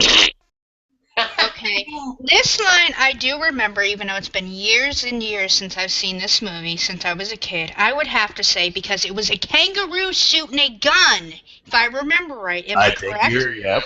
It was exact run. Good one, Skippy, because Skippy was the name of the kangaroo. It was a stuffed kangaroo. Good one. That was a dead kangaroo. It wasn't a stuffed kangaroo. Well, either way, it could have been taxidermied. Okay. Well, you got the answer right. Good one, Skippy is the answer, and 3 points for Debbie. Yay, good job. All right. Yoo-hoo! Woohoo! Good one for the drunk For some lady. reason, the Google Hangout sound effects are not working tonight, and that's not on us. So, okay. Here's the point total right now. We got Debbie with 5, Josh with 3, and Harold with 3. So that's the where we're at here. Okay. We're on to question number 5 already. Now this one is the company that Mick owns in Australia. This is worth 1 point. Blank Safaris. Blank Safaris. We're gonna go ahead and go to Harold first. Oh my, that was a tough one because I thought it had something to do with kangaroos or something, but I'm gonna say wild kangaroo safaris. Okay, wild kangaroo safaris is John's answer. What do you think there, Josh? Say that answer. Let me hear the question again. Okay, the company that Mick Dundee owns. Blank Safaris. Titty Twister is the answer. Titty Twister. I like that answer. All right, Debbie, this one's on to you. All right. The reason why I remember this one is because it's part. The reason why I actually remember this one is because of part of the song from Peter Pan off to Never Never Land, so it's Never Never Safaris. And, well, for 1 point, Never Safaris is the correct answer. Good job, Debbie.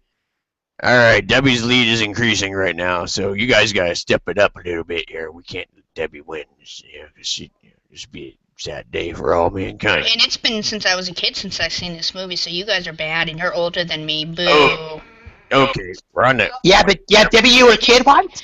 Did you bring Hilljack Bob Jr. with you? Because I hear grumbling. Yeah, he fell asleep on the sofa. No excuse for that. Yeah, well, he was tired. Okay, question number 6. Now, this one is the lead actor's character's full name. Michael Blank, Crocodile Dundee. Michael Blank, Crocodile Dundee. This is a 2-point question. Worth 2 points. We're going to give it over to Josh first. Say it won't. I'm sorry, my stupid mic thing isn't. I can't hear it real well. Ask that again. Michael Blank, Crocodile Dundee. Michael Bay. Okay, Michael Bay, Crocodile Dundee. Okay. Yeah. Okay. Harold. Michael Blank. That's a good one. Michael Blank, Crocodile Dundee.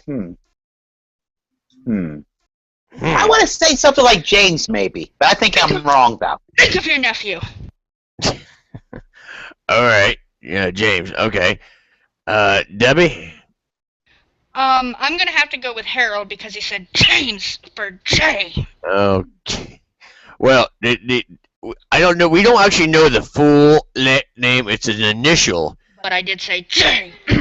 Michael J. Crocodile Dundee. So I'm not awarding any points because it wasn't an exact answer. So. Wait, I said J for No, James. it was not clear to the judges, so no points awarded for that answer. Hey, it's Hillbach job. It's Hillbach. Here's my boy. Hey, boy. Come on, Debbie. How much you been drinking tonight? I've actually only Hey, had two let's sips sit back, of relax, two giant chugs off of Pinnacle. So I've drank about a half a bottle in 2 chugs.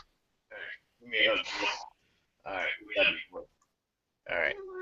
Oh, actually, you know what? We have a 4th player. We now have Josh Hinkle playing.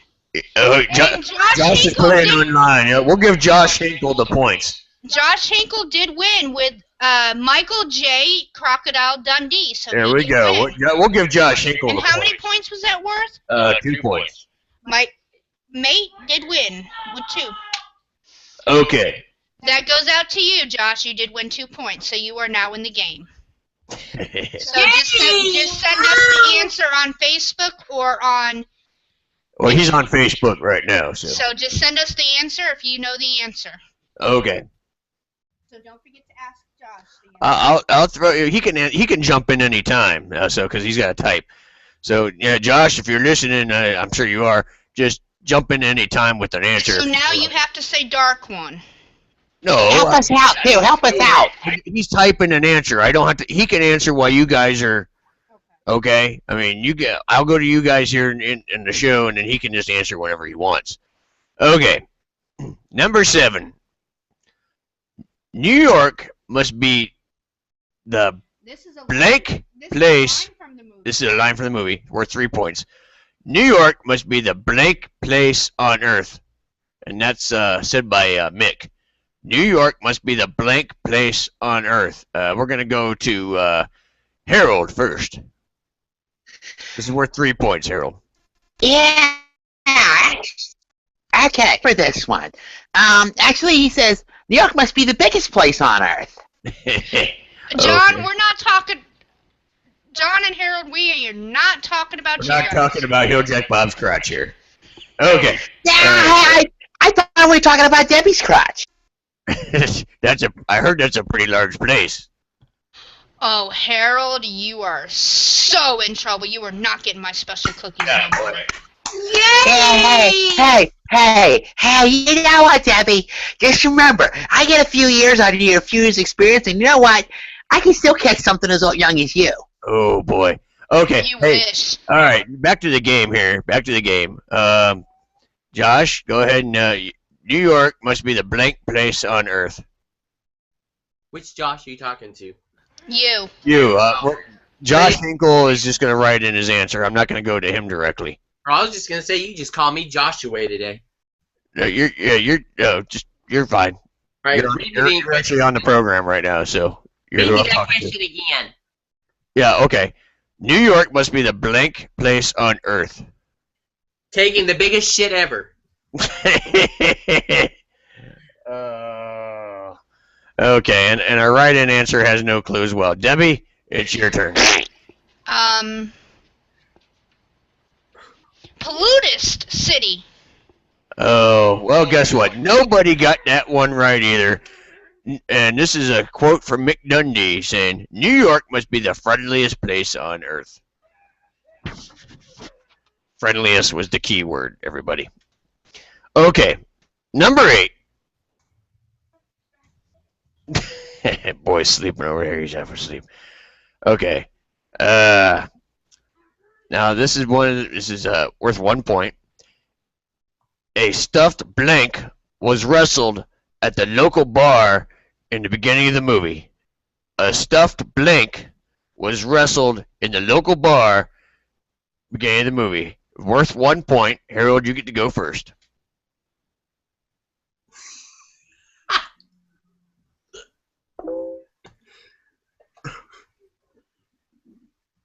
Harold? Harold died. Actually, Harold went offline. All right, we're going to come back to Harold. Hopefully his system comes back up. Harold got Debbie, muted. how dare you make his internet go down? I didn't do it. I really didn't. All I heard was ding, and then he disappeared. He's coming back. There he is. Harold is back! Sorry, technical difficulties here. Harold, you there? Yeah. John's having a little trouble. Yeah, I'm here. Okay.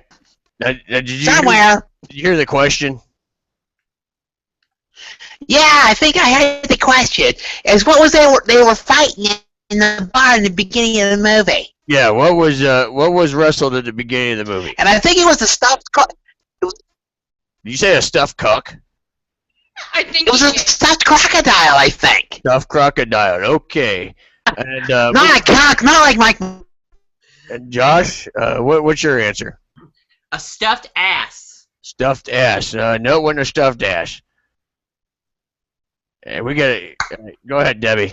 I would have to agree with Harold. A stuffed crocodile. Crocodile. Okay, we're running a little short on time here. We got 3 minutes to get 2 questions done. Okay, everybody. So, give me a point total real quick here, Debbie. I have 7, Josh has 3, Harold has 4, And you're not even talking on the show.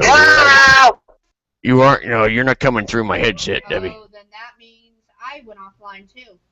No, you're online. I don't know something. Did you? Can you hear me now? I hear you now. Yeah. Okay. I have 7, Josh has 3, Harold has 4, and Hinkle has 2. Okay. All right. Question number 9. We got to speed this up. Mick love interest. Her name is Sue Blank. 2 points. Harold. Oh, Jesus Christ. Sue Smith, I guess. Okay. Josh. Ask me the question one more time, real quick. I didn't. Okay. Yeah. Mick's love interest. Sue Blank. Sue's asshole. Sue's asshole. Well, she has a lovely one. Okay, Debbie. Sue Charlton. Charlton. Yeah. Okay. Sue Charlton is the correct answer. 2 points for Debbie. All right. Cheater! Last question we got. There used to be the last one here. This one is worth 1 point. We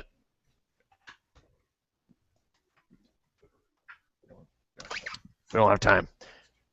Okay, last one's worth 2 points. I'm sorry.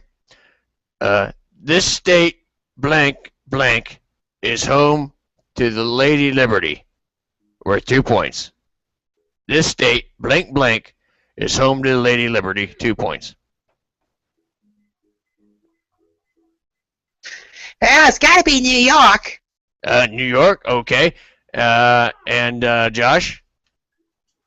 I say California, LA. California, LA. Okay, and Debbie. New Hampshire? Oh my goodness gracious. Okay, and the final totals. Me 8, Harold 6, Josh Hinkle 6, and Josh Randall 3. All right. So our winner this week is Debbie. So Debbie will be the defending champion next week. It is 10:30. I guess we got to go to break. So we'll be back here. I want to thank everybody for tuning into the match game here. Some kind of match game. I don't know how to do this here. Hey, boy. Hill Jack Bob here. And the radio show people will be back right after this, we suppose, with another scene from Crocodile Dundee. Everybody stay tuned. Be right back.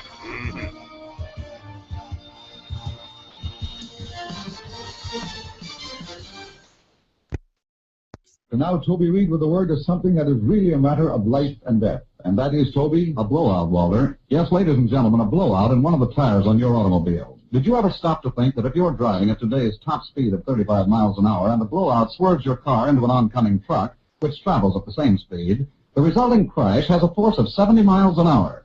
Now that's enough to double you right over the steering wheel and push the engine through the dash. Yet there is actually no need for a blowout to throw your car out of control. Not if the car is equipped with Goodyear lifeguards. For the lifeguard is an inner tire, a two-ply safety tire within a tube. It replaces the conventional inner tube, and if your outer tire and tube blow, the inner tire of the lifeguard remains inflated, holds the car steady so you can come to a sure, safe stop. That's the kind of blowout protection your family needs, and such sure protection it is that never once has a lifeguard been reported to fail. Never once. Think it over. Ask your Goodyear dealer if he has any of the few lifeguards now available. If so, equip your car with lifeguards, which are now ration-free. For remember, when your tire blows out, the Goodyear lifeguard never lets you down. ABC. Always buy Chesterfield, the milder cigarette. And Chesterfield leaves a clean, fresh taste in your mouth. Oh, always milder. Better tasting. Always smoking. Always buy Chesterfield. Stay satisfied. Oh,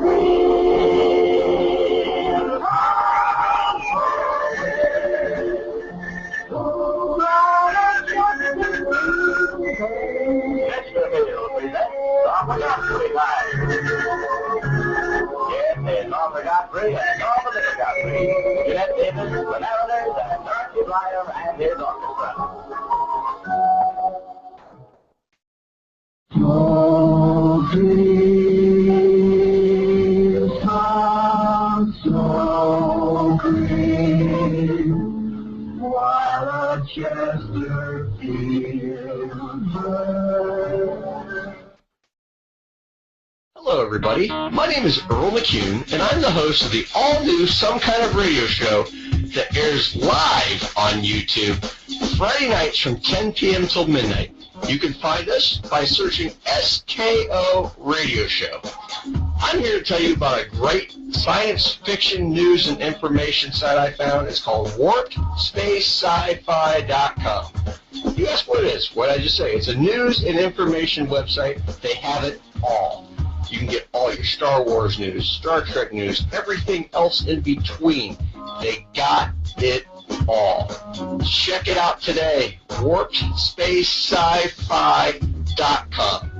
Don't just take my word for it. Take the word of the many hundreds who have checked it out now. They love it just as I do. I get all my news there. Again, warpedspacesci-fi.com. What is it? warpedspacesci-fi.com. Hi, it's Maggie.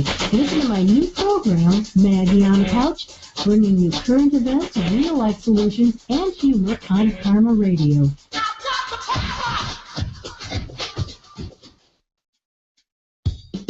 You are currently listening to the all-new Some Kind of Radio show with our host, Earl McCune, and the Crazy Crew.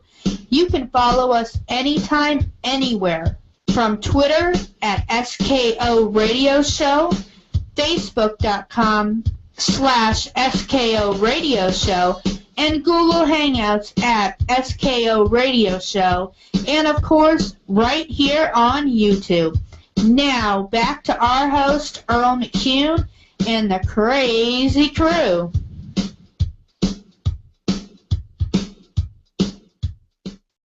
Some nitwits put 2 Dunnies in it. 1 dunny, 1 bidet. Bidet?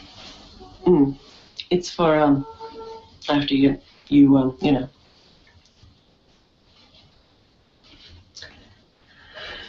You figure it out. See you at 7. Yeah.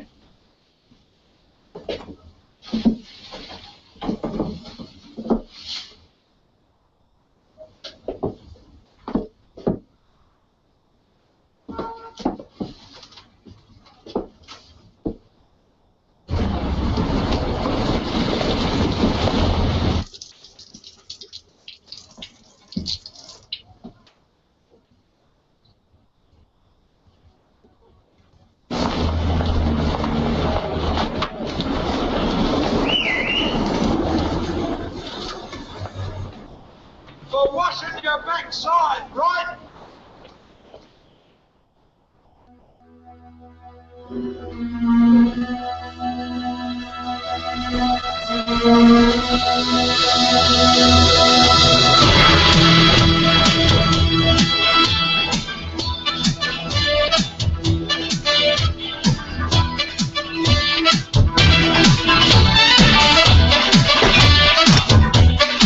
And you're knocking my microphone over. Okay. Hey, there's Debbie's groovy sex music. This is kind of like sex music.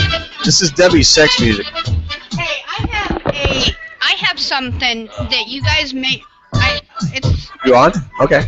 I have something that you guys may not know. Did you know that any movie filmed in Australia, it is illegal for them to put Australia in the title? Did not know that. Now, why is that? I will pull that.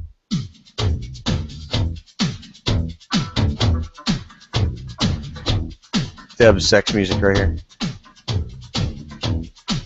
That's about her beat. It's like porno music, isn't it?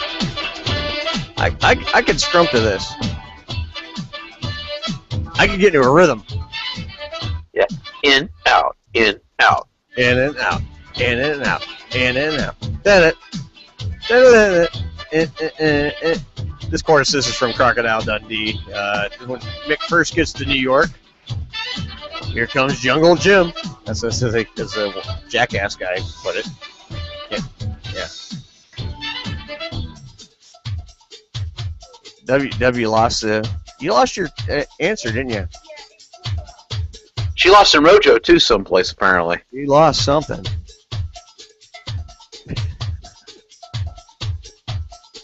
Never mind what I was thinking. Nah, don't worry about it.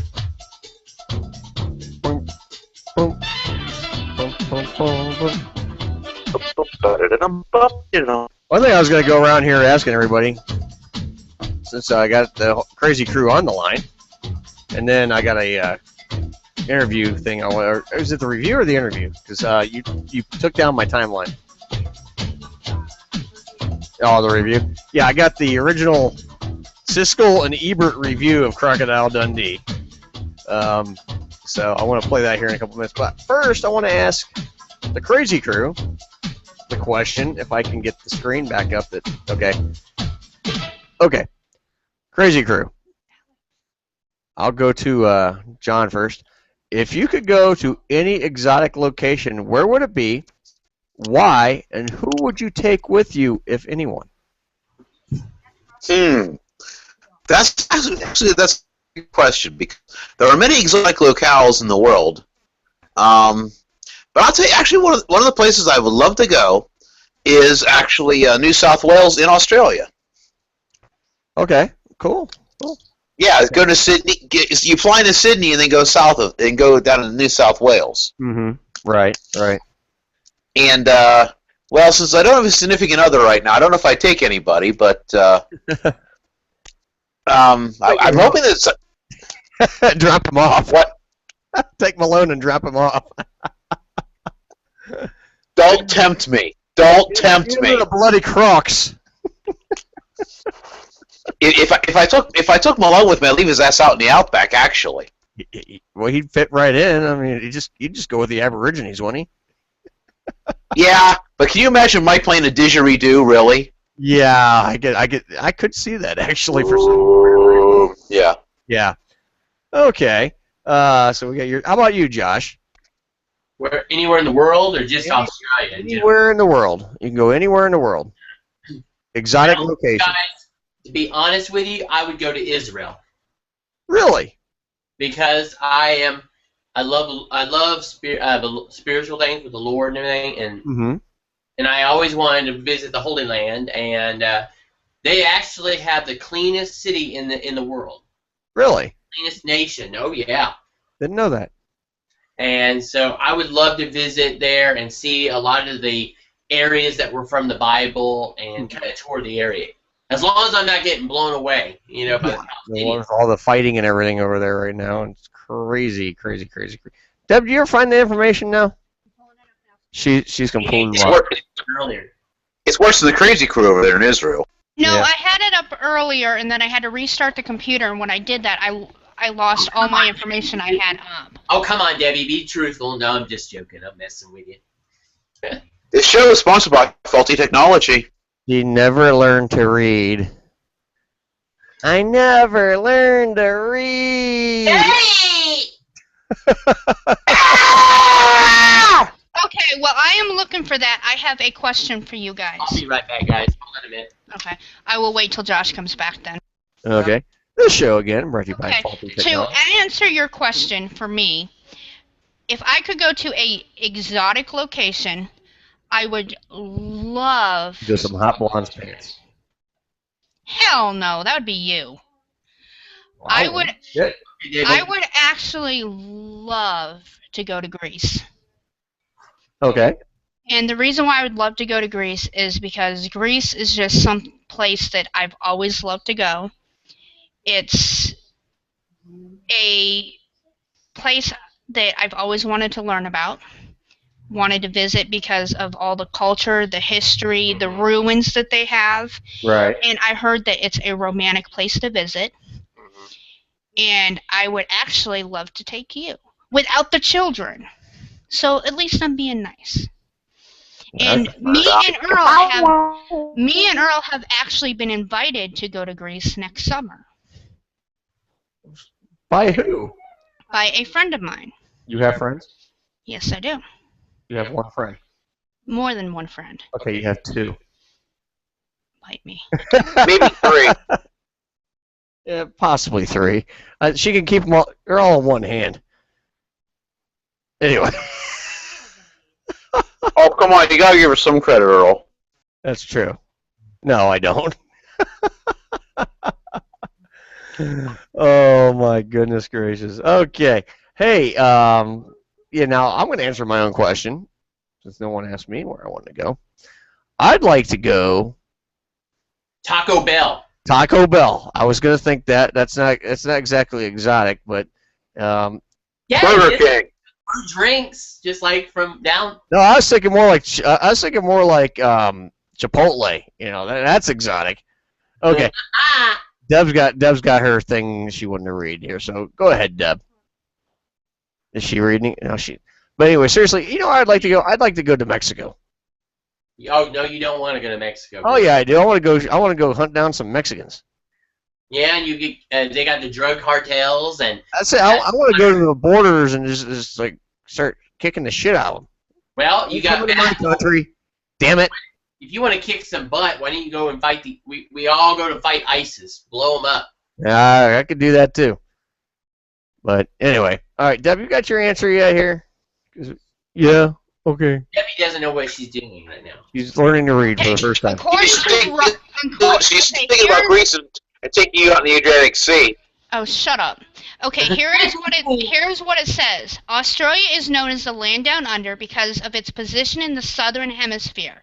Australia is the only entire continent in the nation which lies in the southern hemisphere.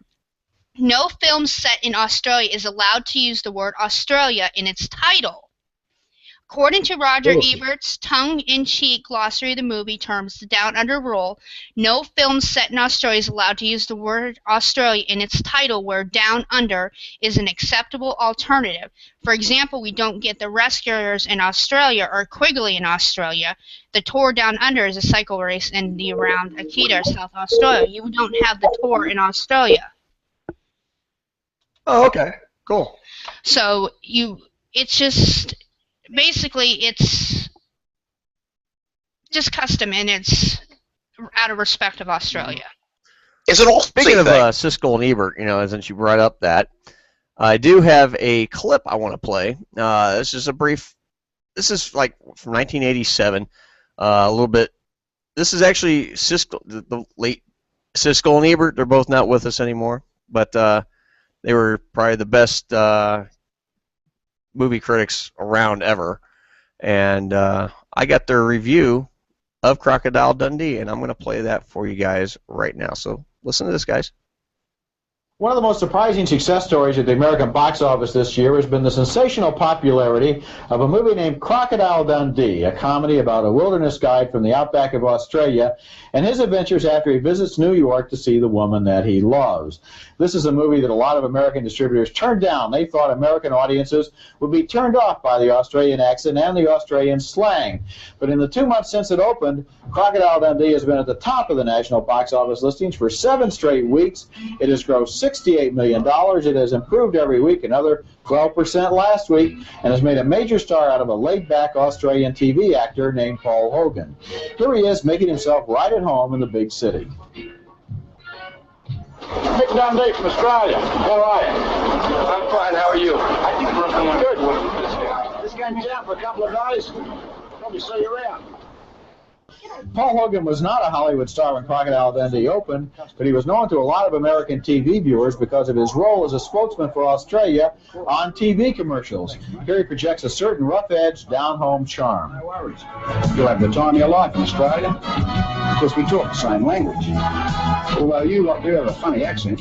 I guess at work they say there are twice as many American visitors in Australia this year as last year. Crocodile Dundee, meanwhile, is such a big hit that Hollywood executives are trying to figure out the formula so they can rip it off.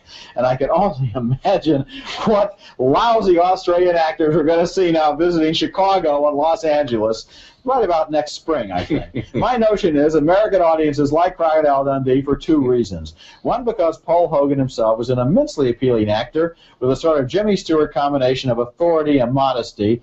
And 2, we're fascinated by this portrait of American society from the point of view of an outsider, a tough, no-nonsense outsider who's nevertheless never cruel, never bitter, but cuts through all of the anger and violence of a big city with his cheerful, good-natured charm. This is a truly escapist movie in which we are invited to identify with a man who can live life on his own terms and still be a nice guy.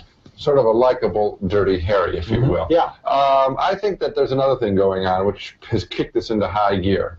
I think that there's a large audience out there, which Hollywood doesn't realize, which are people over 40 who are looking for what is known as clean entertainment, wholesome entertainment. This was the audience that was tapped into by On Golden Pond, which came out and made it a $100 million hit. And when enough adults, because I'm hearing from adults who don't go to the movies that often, that they're going to see this picture because the word of mouth on this film was built by word of mouth and advanced screenings, not by critics. It was built by that. They're hearing it's fun. It's old-fashioned. You mentioned Jimmy Stewart. It's recalling an old-fashioned, innocent kind of picture. But you know what the funny thing is, when you talk about it being clean entertainment, if you look at it carefully, it has transvestites in it, prostitutes in it, a gay bar in it, it has muggers in it.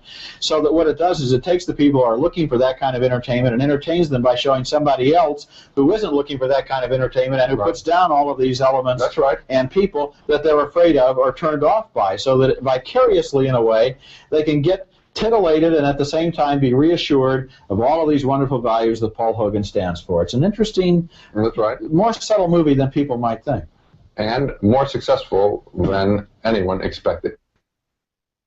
Okay, that was our clip from the Siskel and Ebert review from Crocodile Dundee back in 1987, I believe, as I said. God rest their souls. Yes, yeah, and I'll tell you what, I used to love. I'd actually, it was it Saturday nights I used to come on TV, and I used to watch that every week, when I was a kid and growing up, and I used to watch. I don't know why I could watch those reviews every single week. I mean, they were entertaining to watch, those guys. But like you said, God rest their souls. But 2 thumbs up, baby. Absolutely, 2 thumbs up, 2 thumbs down, 1 thumb up, 1 thumb down. Hung one low. Oh, no, that's another thing for another time for another show.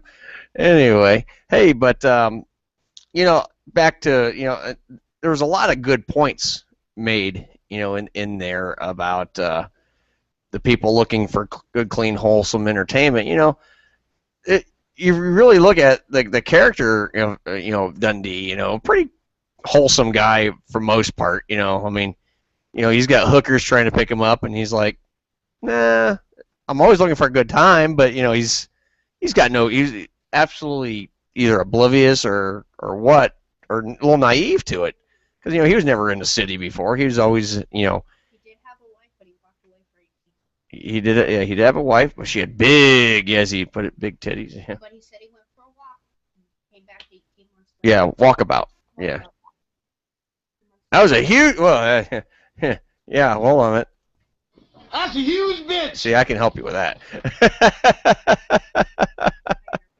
Yeah. Hey, look, how about that? Thanks, Josh. John, you started it. Yeah, jeez.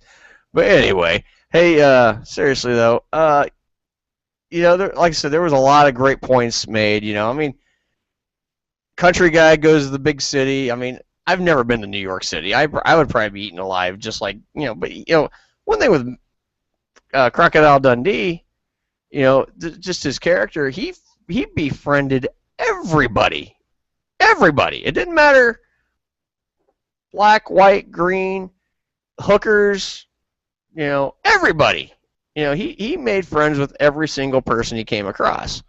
And the one character that really cracked me up is the Reginald Val Johnson. He played Carl Winslow in the Family Matters. He used a limo driver, and when Mick gets attacked after towards the end of the movie from the pimp and his thugs, and then he ripped the antenna off the back of the limo and used it as a boomerang. Took that guy out. You guys remember that?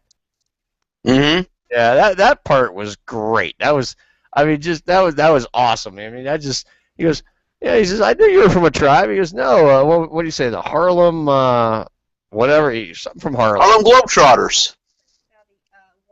I got a warm lap guest right now. Holly's on my lap. She's being quiet right now. She wants some action.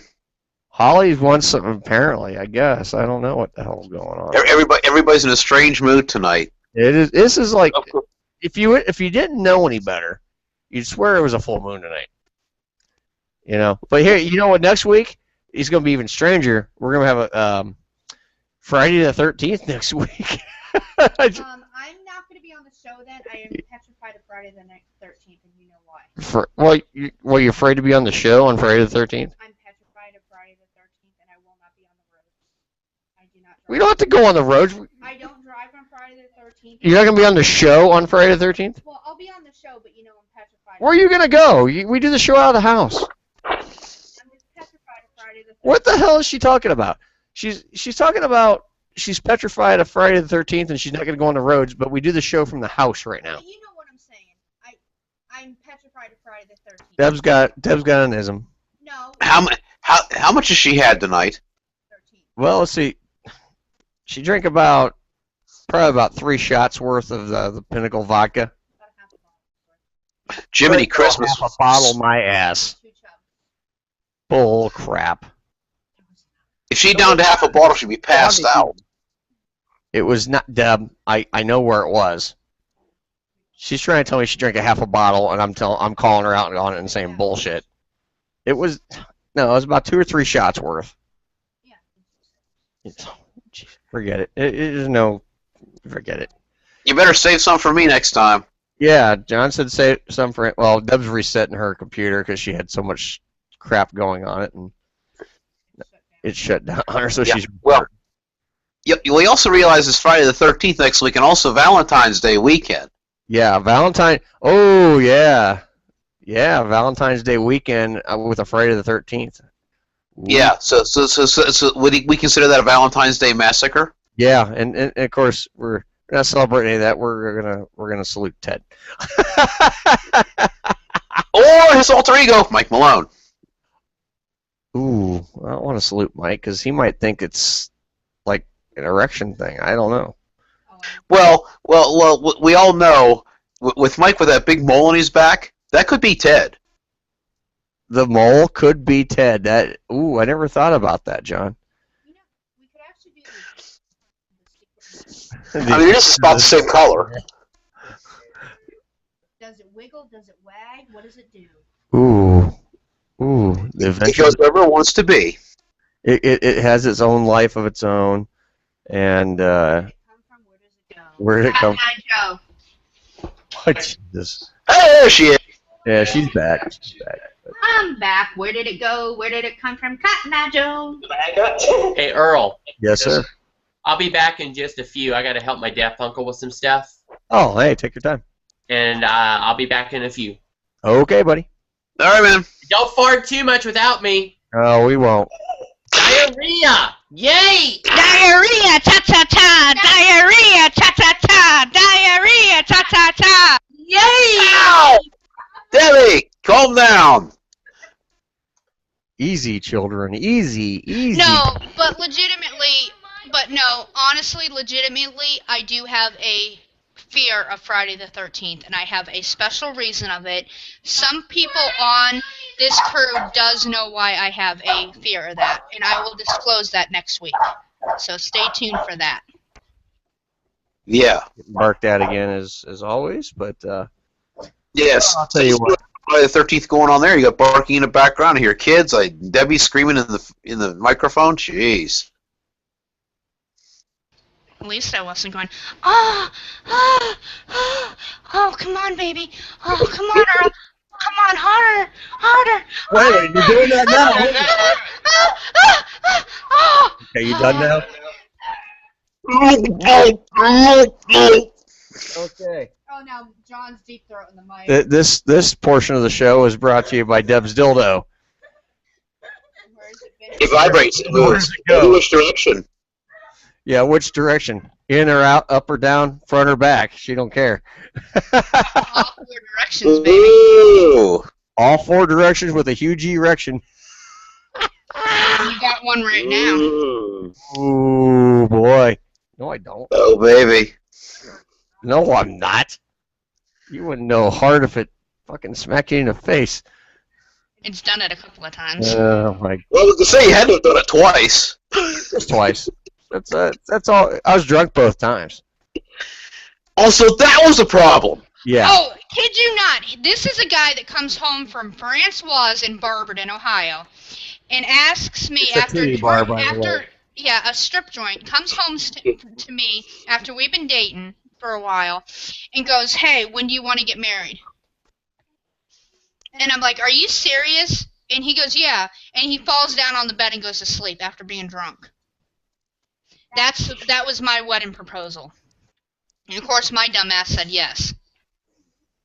Well, hell, if he was a place called Francoise, you know, I mean, what kind of strip club was this called Francoise? You know. Were you in the male section and you mistook Deb for one of them? No, I was. Deb used to look a lot better back then, than she does now. She used to. Oh, come on. She didn't have the rolls and the extra areas of stuff that the hide places. She had these hiding places but. Hey, Earl, your wife is still a good-looking girl. They're love, that's all. Oh yeah. But as Megan Trainor says, even guys like a lot more to hold on to at night. Not all guys are looking for a size 2. That's true. Yeah. Wow, we've reached 11 o'clock already. Hey, 2 hours down, 1 to go. We're flying right through this show. Okay. Well, we're going to have another cut here of Crocodile Dundee, and then we're going to come back. And what are we coming back to, Deb? We don't have a minute. We'll be right back after this, and then we'll come back with something.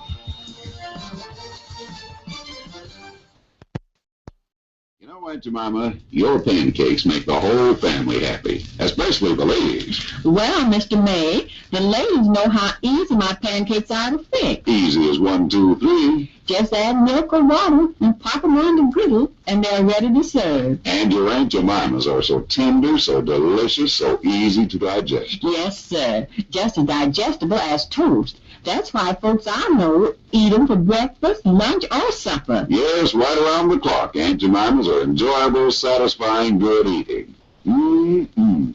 Why, their tantalizing fragrance makes your mouth water. That's 'cause it's made according to my own secret recipe. Right, and your secret recipe pancakes, Aunt Jemima, are the only pancakes with that genuine old South flavor. So look at here, ladies. For an easy-to-fix treat, ask your grocer today for the regular-sized box of Aunt Jemima ready-mixed pancake flour. Or for economy, get the 3.5-pound family-sized bag. If you had a friend who was a king,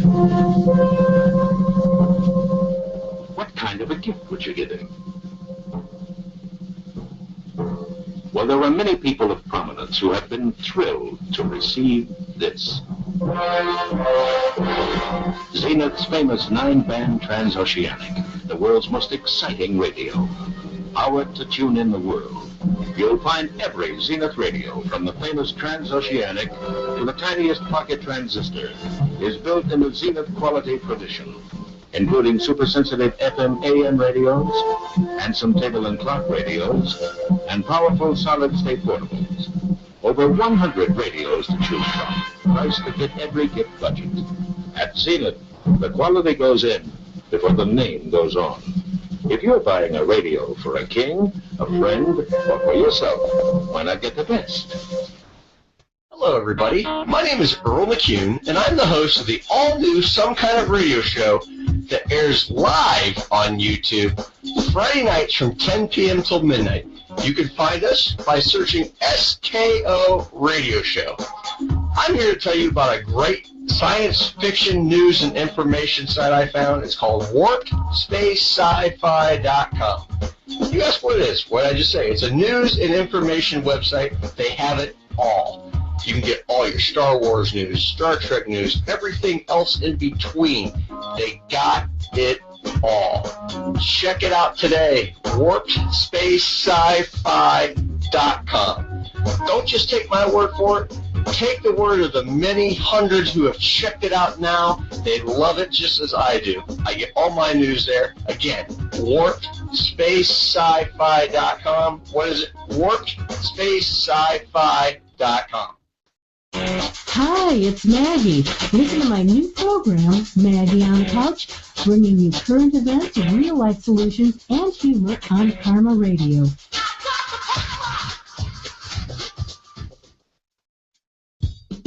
You are currently listening to the all-new Some Kind of Radio show with our host, Earl McCune, and the Crazy Crew. You can follow us anytime, anywhere. From Twitter at SKO Radio Show, Facebook.com/SKO Radio Show, and Google Hangouts at SKO Radio Show, and of course, right here on YouTube. Now, back to our host, Earl McCune, and the Crazy Crew.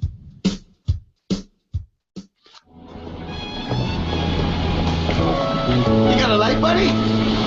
Yeah, sure, kid. There you go. And your wallet. Nick, give him your wallet. What for? He's got a knife. A knife? That's a knife.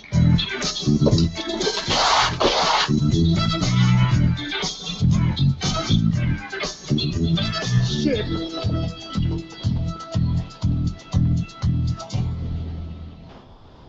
Just kids having fun. You all right? I'm always all right when I'm with you, Dundee.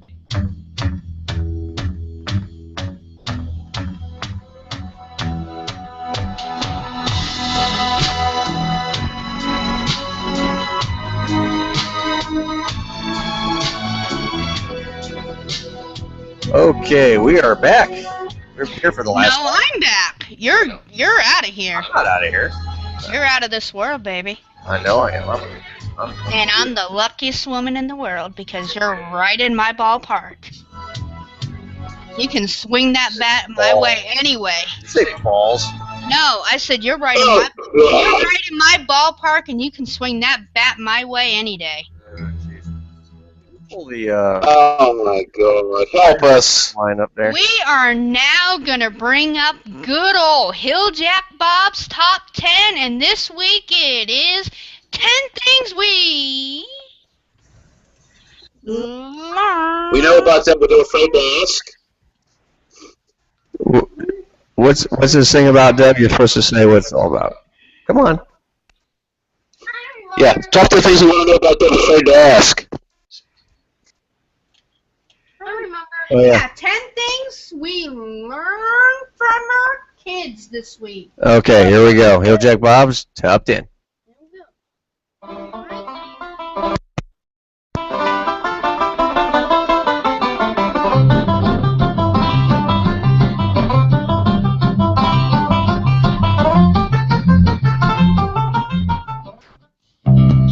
Hello out there, everybody. This is Hilljack Bob, and I'm back for another all-new Hilljack Bob Top 10. And I'm here with my boy today, Hilljack Bob Jr. Say hello, boy. Hey, Bob. How you doing, boy? Good. Boy, did you eat some shit sandwiches today? Yeah, Bob, just good. What kind of poop did you eat? Cat? Regular? Okay, boy. Well, you're supposed to grill that stuff up before you eat it. Okay, well, today, the things you learn from your kids. And it kind of goes along with the top 10 things today that I've learned from my kids. So here we go, boy. Number 10. Number 10. Okay. A 6-year-old can start a fire with a flint rock, even though a 36-year-old man says they can only do it in the movies with a magnifying glass. And they can start a fire even on an overcast day. Duh, Dad. Things you learn from your kids. Alright, boy. Number 9. If you hook a dog leash over a ceiling fan, the motor is not strong enough to rotate a 42-pound boy wearing Batman underwear and a Superman cape.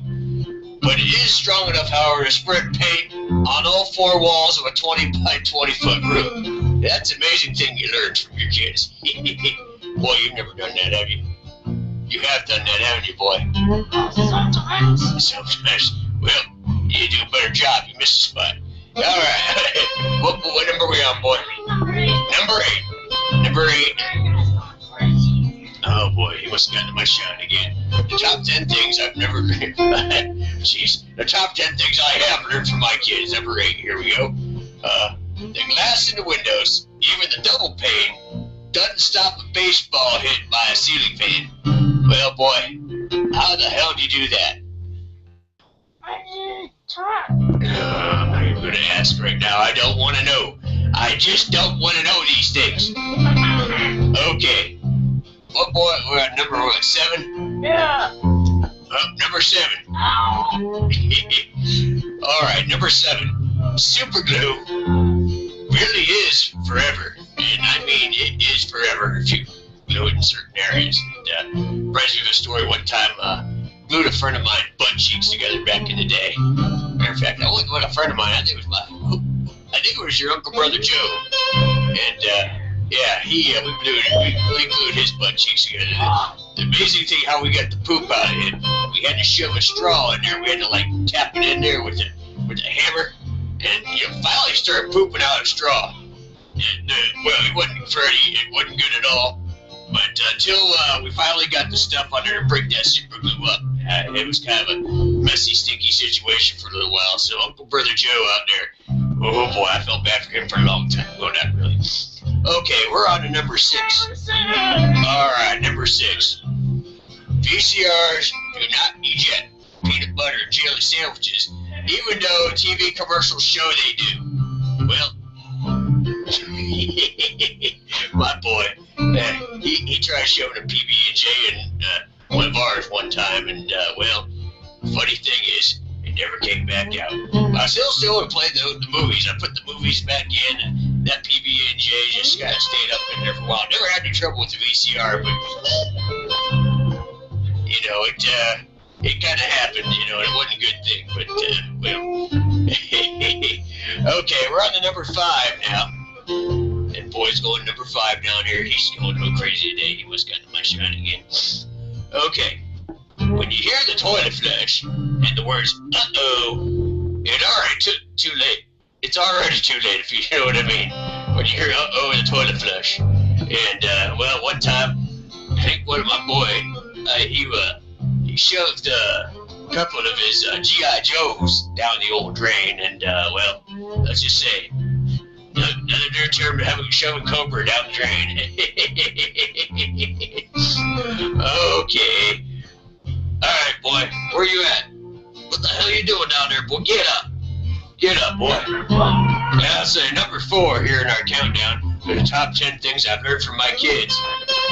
Play-Doh and microwave should never be used in the same sentence.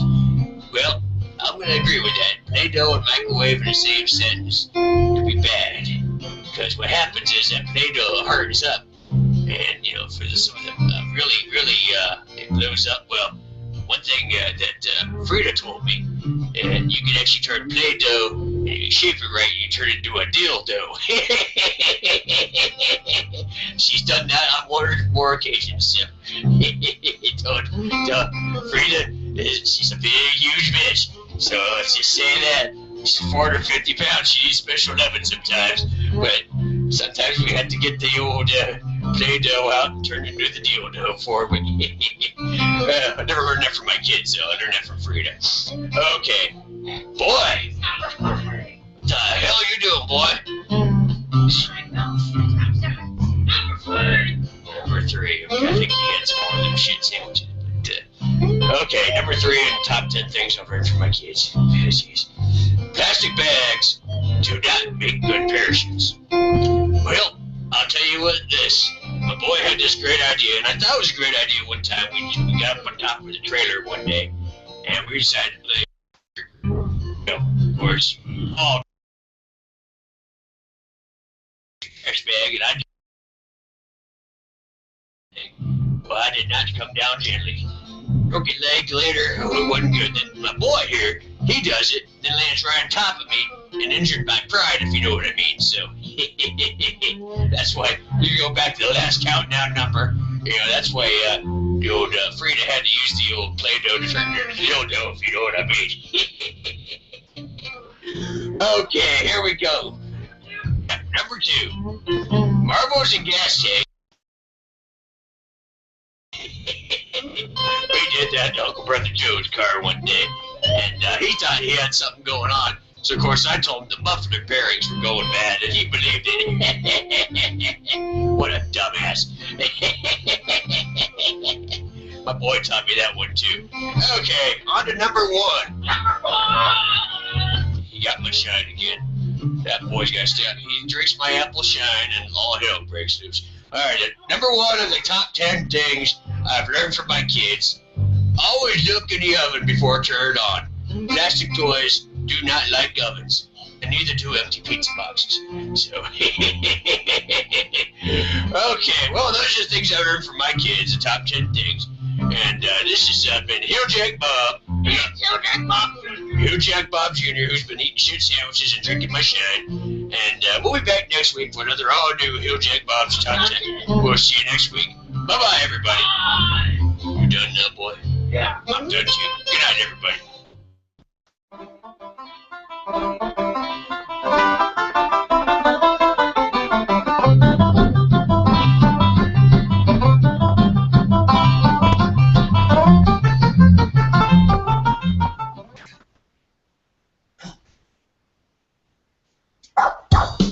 You are currently listening to the all-new Some Kind of Radio Show with our host, Earl McCune, and Barky. the Crazy Crew. And Barky. You can Can't forget follow Barky. us anytime, anywhere. You can listen anytime, anywhere. At in the bathroom. Radio Show. While you're having sex. Facebook.com/SKO There's a lot of places you can listen to us. And Google Hangouts at SKO Radio Show. And A lot of the of hot course, girls like right to here on YouTube. pleasure themselves while listening to Now, me. back to our host, Not really. Earl I'm just full of McCune crap. and the crazy crew.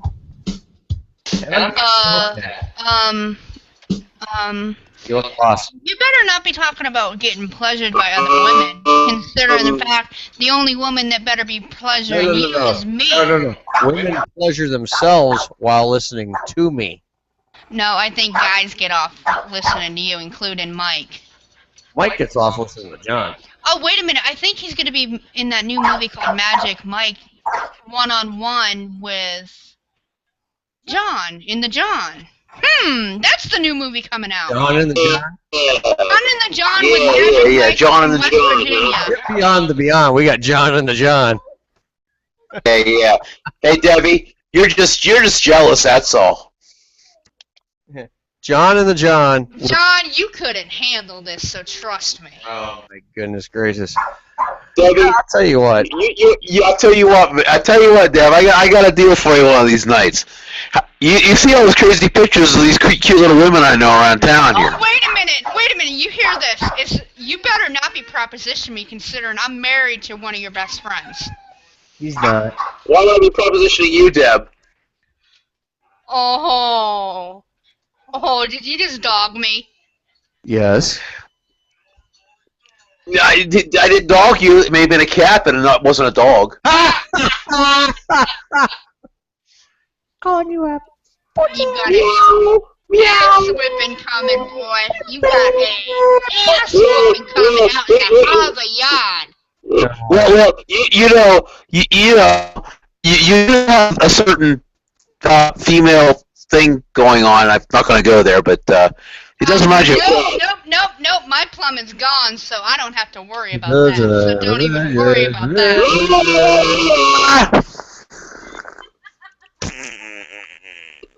John, did you just drop a load? Oh. Uh-oh, John's taking a dump again. John is taking a dump in the John. John's in the John, and the John's John's gonna in get full. Nobody's going to be looking this time. But at the beginning of the show, here's the key thing. John's John called 911 because John's John passed out in the John. And called 911 for John. Well, when it comes out, we've personally seen those underwear, and man. Oh man, don't go there. No. I had to disinfect my puppy daughter's mouth. I just don't know what that was. No, wait a minute. That wasn't my underwear. That was Mike's. No. She pulled that out of your gym bag. Because those were some Famunda tents. And Alex goes, Daddy, look at these. What are these? And he goes, put those down. Oh, that was funny. Yeah, it actually was kind of comical. No, note to self, don't leave an open bag around a dog that's curious. And now we got two of them. Oh my God! Shut the doggy, Holly. No, now you're both of them now. Holly. And one of them's destructive. Holly. No, Loki. No less than Mike.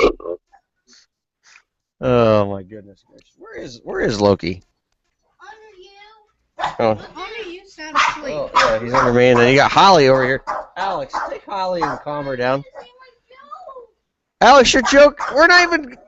Alex, your joke's. Okay, wait a minute. Now we are supposed to be doing the not Hulk Hogan thing.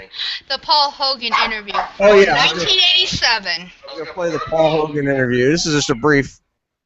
Okay, we're gonna play a brief interview. It's from 1987 with the star of Crocodile Dundee, Paul Hogan, talking about the movie and about making the movie. Listen to this. Paul Hogan their face in his homeland Australia and the 26 countries where his popular TV series is broadcast. You may remember him from the highly successful ad campaign inviting you to vacation down under. The former bridge rigger is now starring in his first major motion picture, Crocodile Dundee, which he also co-wrote and which has already become the biggest hit in Australia's film history. Recently in Bel Air, I talked with Hogan about Crocodile Dundee. This film has a very nice sense of morals. Was that a conscious choice on your part, being a co-screenwriter on it? It's he's got the moral sort of standards that you do find in the outback at home. This is sort of an old-fashioned male chauvinist country. And so, like swearing in front of the ladies and conducting yourself in unbecoming ways is just not on. It doesn't matter what else you do. There is a sort of a moral code, a double standard. And it's sort of in me a little bit, so it's come out in the film, I guess. You're the guy I've been reading about in the paper. The crocodile man. I've been reading about him in the paper. He's like a regular Tarzan. Wrestles crocodiles, eats snakes. This is your first trip to New York. First trip anywhere. Well, hell, we might just have to give you one for free. Yeah. One what? Half of the film was shot in New York and half in Australia. Was it hard to switch crews in the middle of a film like that? There's sort of a family experience. What was that like? No, we thought it would be. Because we shot for 6 weeks with our full crew on location in the Northern Territory in Australia. And the only American there was Linda Kozlowski, who's the co-star. Then we switched to New York, and the only Australian there is me. But we brought like our own director of photography and a few key people. But most of the Australian crew had worked with American crews and worked in the States anyway. And inside 2 days, we were all family. And we have a sort of these unwritten laws in the film industry at home that no prima donnas. Prima donnas get sent home, be they actors, directors, or grips, doesn't matter. No one's allowed to sulk, and no one's allowed to carry on like a bad sword. And the American crew loved that. Loved the egalitarian sort of thing. If I was annoying them, they could say, "Get out of the way! I'm trying to get through here." There was none of this, "Mr. Sir." No one running off to the caravan, locking himself in. So we had 2 happy families. When we got to America, we had a happy. They cried when we left. Our American crew. We had a great time. I've heard from several people that in New York, people steal your equipment. We heard that. All the rumours, and we better bring our guns, and it's going to be pretty mad there in the streets, because we were coming out of the real empty wilderness with no one in it, and going smack bang into Times Square in the middle of the night, and Fifth Avenue and Madison Avenue in the daytime. And we had no problems with anybody. People just walked around like you were digging a hole in the road. We had 50, 60 man crew. Nobody sort of complained. You ring up the film bureau in New York and they say, whatever you want. You want to paint the Statue of Liberty green for a week? Okay, we'll fix that. Stop traffic. It was easy. It was easier to film in the heart of New York with the 7 million people than it was in the wilderness with nobody. Maybe they just took one look at your 8-inch knife and decided to leave you alone. Well, that tended to make people not sort of come up and try and get money off me in the street and things like that. And we are back, and that was the 1987 interview with Paul Hogan, the main character who plays Michael J. Crocodile Dundee from Crocodile Dundee, one of my favorite movies. And now we have a special, all-new little tiny segment. It is Joke Corner with Alexander James McCune. He has a joke for all of us, so let's give it up to Alex. Why did the turkey cross the road? Don't know.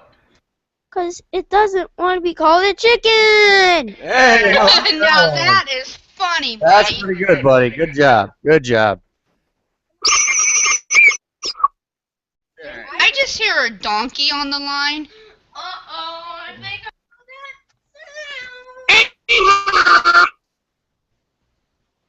Okay. John, are you in the John again? John's having a John moment. No. Well, I heard some squeakiness. Are you on a metal spring or are you shutting a door? Let's play Guess That Sound. What was it? Guess that sound. Oh, neither. I am, He was scratching his balls. Then he'd have cast iron ones. Because that was awfully squeaky. Maybe he's using a promo pad. I don't know. You scratching your balls with a Brillo pad? He was sanding his balls. That's a bowling thing, sand your balls. Get it? Deb don't get it. No, I think he was spinning his stool. He was spinning his... John, were you spinning your stool? He's probably like, what the... Oh, he just dropped off the line. I think Wow, I think we're pissed chasing him off. everybody away. Golly, hey, it's just you and me, Deb. Wow. Man, that's not going to make it a fun I last think- half hour. John had a technical malfunction. Oh, there he is. He's back. I was gonna say you gotta put some surface on them balls, You do, and especially like for example, like with Mike, he likes some slapping on his chin, and so that surface tension there, it helps bring out the beard, I mean. With the extra salty flavor. The extra salty flavor. That's right. Because he likes the extra residue. He does. I'm surprised we've not heard from him tonight. He's online. He's probably not even listening tonight. He's probably looking at gay midget amputee porn like he usually does. Nah, I think he's probably sitting and spinning. Do you think he's the catcher or the pitcher tonight? Well, what do you think? I don't know. Both. I think. Let's see. Do you think they're slapping high fives in the middle? They're slapping high fives in the middle of him. Slapping high fives 2 times. Let's see. Actually, it'd be 4 high fives. You got. Actually, no. Technically, let's see. 2, 4, 6. That would be 6 high fives. That would be 6 high fives. 35. 2 in the front, 2 in the back slapping, and then 2 in the middle. Think about it. You got 2 hanging in the front, 2 hanging in the back, and then 2 hands in the middle high fives. So you got 6 high fives. Oh my God! You just did not go there, did you? Yes, I did. So he's actually getting 6 high fives. That's what you call a ball smacking good time. And only Mike would be the one to do that. Yeah. Yeah. No. Yeah. Yeah. I'd be happy just to get one, believe me. Yeah. Yeah. Is that where he's like? Yeah, that's true. He's just Cadbury eggs. Well, after all, you know what? He does like to leave a trail. You're not coming. Oh, he does like to leave a trail, and you know what? Sometimes I just wonder what the hell it is. Because last time I remember It's like shit and jism. it took 4 days to fumigate my daughter's room. It really did. Shit and jism. But anyway, let's see what we can get ourselves into trouble with now. Actually, let's see. Yeah, we're caught up. Oh, we are finally. Wow. We're caught up. Yeah. Wow, we're into our getting ready to go into our last half hour. Half hour, not last hour. I said last half hour. Yeah. Wow. I'm really just like, woohoo! But you know what, anyways, it's just the quicker we get this done, the quicker we get to have a banging good time in the McCune house. No. Oh, yeah, let's get this. It's gonna be a sleeping good time. Banging good It's gonna be a time. sleeping good time in the McCune house. Bang, tonight. bang. When you see the apartment a-rocking, you better not come a-knocking. Woohoo! Let's go, baby. Oops, and Loki's on top of Holly. Uh-oh. Jeez. The dogs are at it again. There we go. Bow, chicka, bow, wow. Bow wow. And I just kind of wondering, now Crocodile Dundee, he never slept in a bed. He always slept on the floor. So I wonder, did they screw on the floor? I think they did it hanging upside down in the tree. They never showed that part, so I was just kind of wondering. I mean, just your thoughts. Well, you got to remember they did have a son. Yeah, later on, but I just wondered, did they ever get into bed, or did they do everything on the floor? Well, I think it was both, actually. I was getting ready to say, you got to remember, anywhere, anytime, any place, it's always the best. All depends Speak on for yourself, Deb. Hey, anytime, any place, it's always kinky. Yeah. Okay, well, We are getting to the... Okay. Well, we're going to take a break, and then we're going to come back and finish the last half hour of some kind of radio show tonight. So, everybody stay tuned. Thanks for listening. We'll be right back after this brief pause.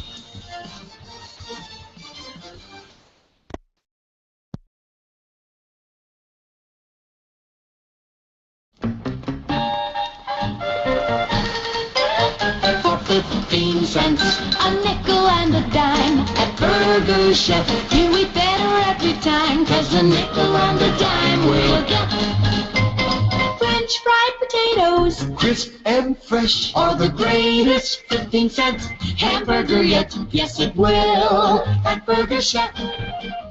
A nickel and a dime will get French fried potatoes, crisp and fresh, are the greatest 15 cents hamburger yet.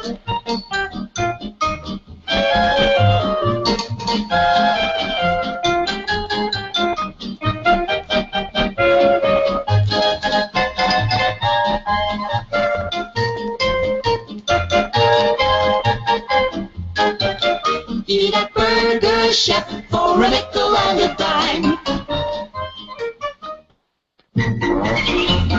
I'm from Milwaukee and I ought to know. It's fast food. Sugar and timbers, I almost sang Chicago Blast. Ahoy! Careful, mates. It's the draft brewed beer. Some brewers make one beer for the tap and a different beer for bottles and cans. But not Blatz. Blatz brews just one beer, and it's all draft brewed. Some goes into Blatz bottles, some into Blatz cans, and some into Blatz kegs for draft. That's why Blatz gives you real draft beer pleasure from bottle, can, or keg. I'm from Milwaukee and I ought to know. It's draft brewed plastic beer wherever you go. Smoother, fresher. Less filling, that is clear. I'm going along with a good thing. Blatz is Milwaukee's finest beer.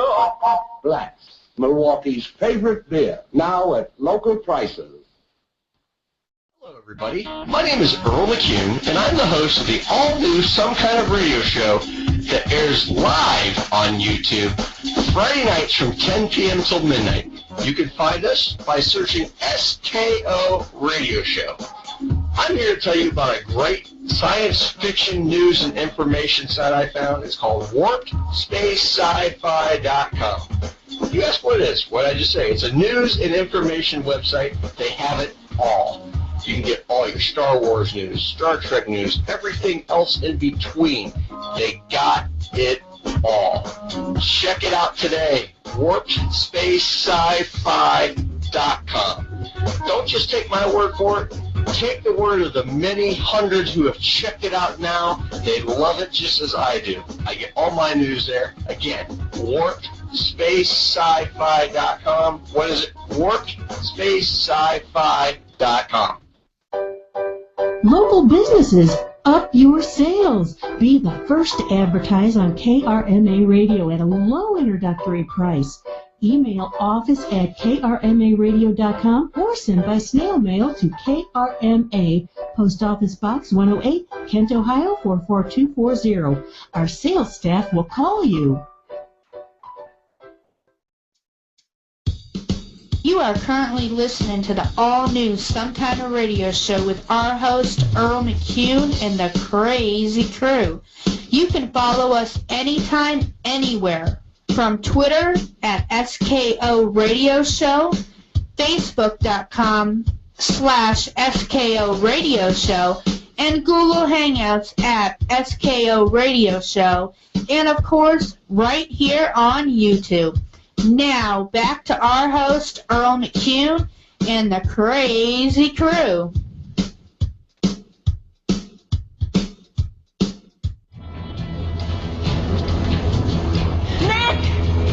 Mick Dundee!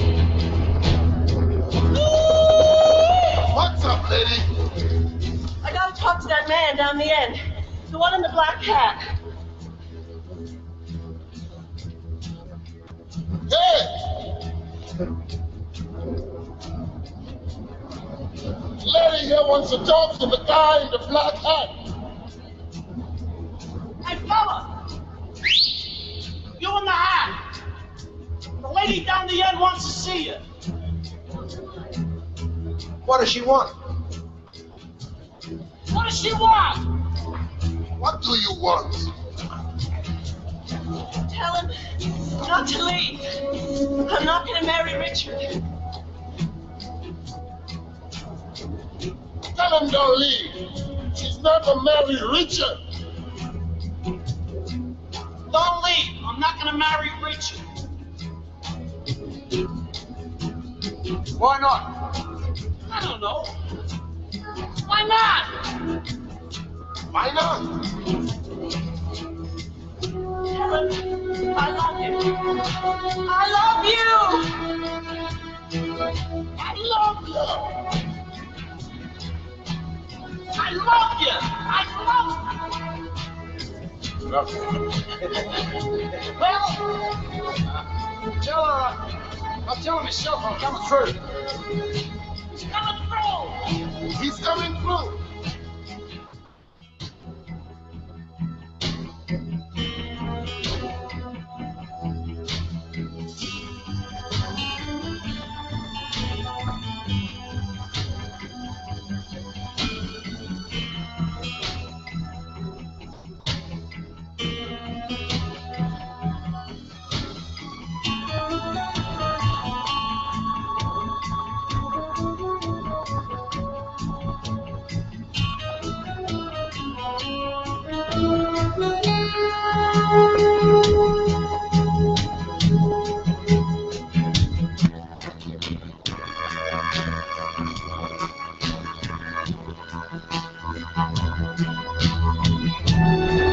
Okay, we are back for the last 25 minutes or so of some kind of radio show. Listen to a little bit of the Crocodile Dundee theme music here after that last little clip where they do the little telephone game, you know. Don't move, don't leave. She's not going to marry Richard. Why not? She's not going to marry Richard. Yeah, I don't know. Oh, I don't know, because maybe he's got a small winker. I don't know. Maybe No, his name is actually Mike. She wants some strong land down under Australian, mate. Yeah, that's probably what it was. Yeah. Okay, speaking of the land down under, I have a thing going out to everybody, and anyone can answer this one. It'll automatically give them 5 extra points to start out with Hill Jack Bob's match game next week. Yeah, but not everybody's here, Deb. Well, we'll give everyone a chance. Yeah, that's an unfair advantage. No, it's not. No, it's not, because this is something that everyone should be able to get. The only one that is not, because I am given the question, I cannot get the 5 points.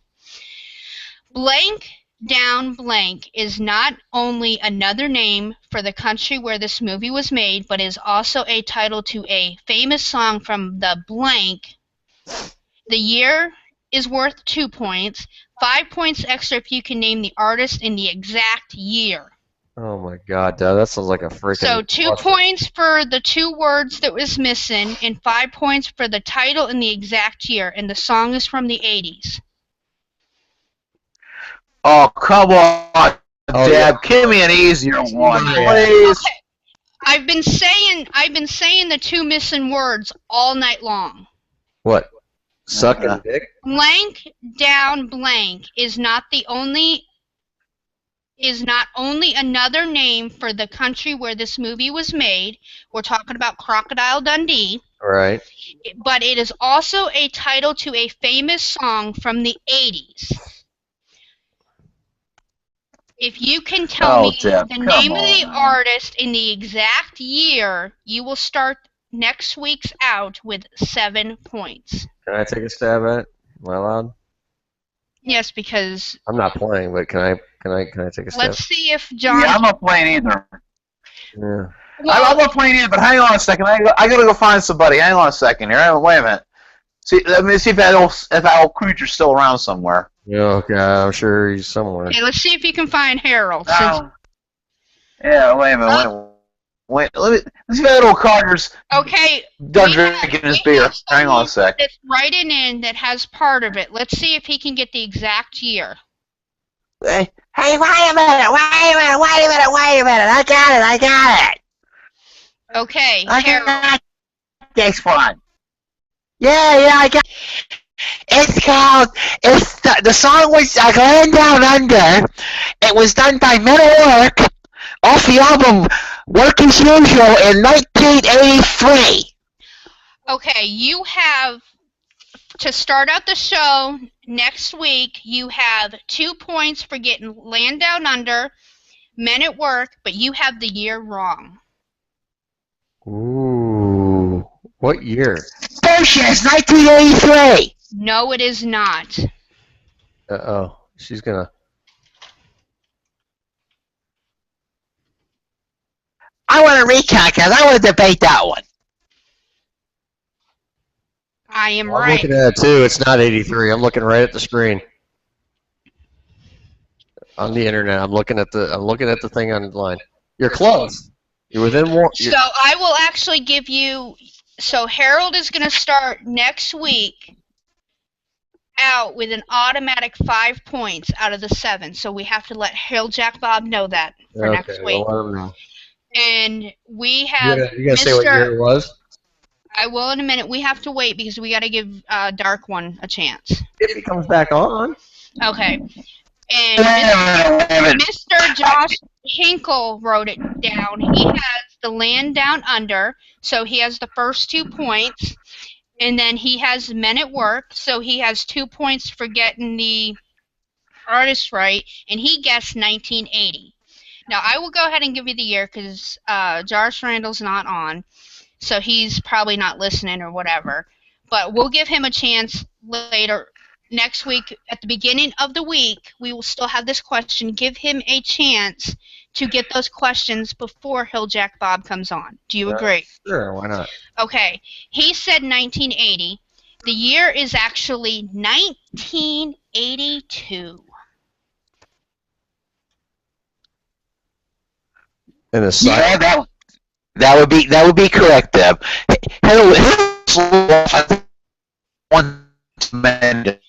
So next week, Harold and Josh Hinkle both start out with 5 points on the game. Wow. That's radical, man. Yeah. Well, Harold, he all the he can get, believe me. Oh yeah, Harold is dumber than a box of rocks. No, he's not dumb. He just needs a lot of help. He's just old. Oh, yeah, he's old, but he still doesn't get it all 6 minutes and still understands how to get the balls to come from the outside in. Yes, right, exactly. You hit the nail right on the head, the proverbial head. Yeah, the head pin, maybe. Yeah, yeah, the head pin. You gotta keep it out of the berry. Yeah. You gotta keep it out of the berry patch. Yeah, absolutely. Got to keep it out of the berry patch because it's full of force and the mic's always in there anyway. So How does our good friend say it? Oh, we got. Hey, we're gonna take a call. We're gonna take a call. All right, some kind of radio show. Who's this? It's the mysterious write-in guy, Josh Hinkle. Hey, Josh, what's up, buddy? How you doing?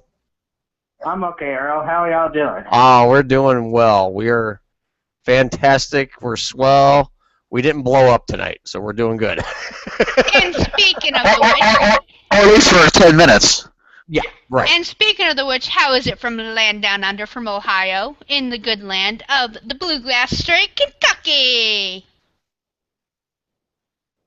What? Pigeon Forge, Tennessee. Yeah. Jeez. Yeah, these are Kentucky, you dummy.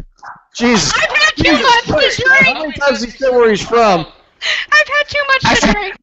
I'm sorry, officer. I swear she only had 2 or 3. Good Lord. I do apologize, Josh. I do apologize. I've had too much vodka tonight. Hire a co-host that might know what she's doing. I'm gonna get one with big boobs and knows what the hell she's talking about. Oh boy. Retards are fun to work with. And Higher than do handicap. apologize Fun to about watch. that, Josh. Anyway, so what's going on, Josh? What's new? Oh, not a whole lot. I'm just sitting down, listening to you guys. Love the fart parts, though. I've been laughing so hard here. Hey, while we got you on, we're going to ask you the question of the night. And let me. Oh, Deb wants to. You want to ask? Can you actually read it, Deb? Yes. Okay, Josh, the question of the night is, if you could go to any exotic location, and I mean exotic, where would it be? Why? Who would you take with you if you would take anyone? That's a good question. I would think maybe go back to my mom is from South Korea originally. Go to her native country. Korea. Okay. Cool. Not North Korea. Not those. No, you don't want to go there. No, I wouldn't go there. South Korea. Right. Yeah. This isn't the interview. Yeah. Right. I don't know. I just go with family. I don't have no special someone, so I just go with family. There you go. That's good. You know what? Taking family is always something good, because you know what? Family's always good to have around you, no matter who it is, where it is, when it is. Unless you're in my family, then you know what? You want to be as far away from as you can be. Mm-hmm. You've met my family. You know what I'm talking about. Mm-hmm. They're worse. I So think that's what your problem is, Deb. I'd rather be related to Hilljack Bob than some of my family. Uh-huh. Yeah, I would be too. Well, everybody's related to Hilljack Bob. He's your father-in-law. Not Hilljack Bob. I'm talking. I wish he was my dad. Oh my God. So what else is going on, Josh? Anything exciting? How's the new doggy? I was going to say, how's Eddie? Eddie's doing good, but he ran out the door earlier today. He jumped on the back of my door, and the door came open, and I had to run like hell just trying to pick him up. Jeez. You got to watch out for Yorkies. They will do that. Yeah. We had an incident earlier. Holly decided she was going to jump over the speakers. We're still trying to waiting to get the carpet fixed from Loki, and Holly jumped over the speakers, and I thought she was going to break our door down earlier. Oh it my was God. bad, so you got to watch out for them. They've got spunk.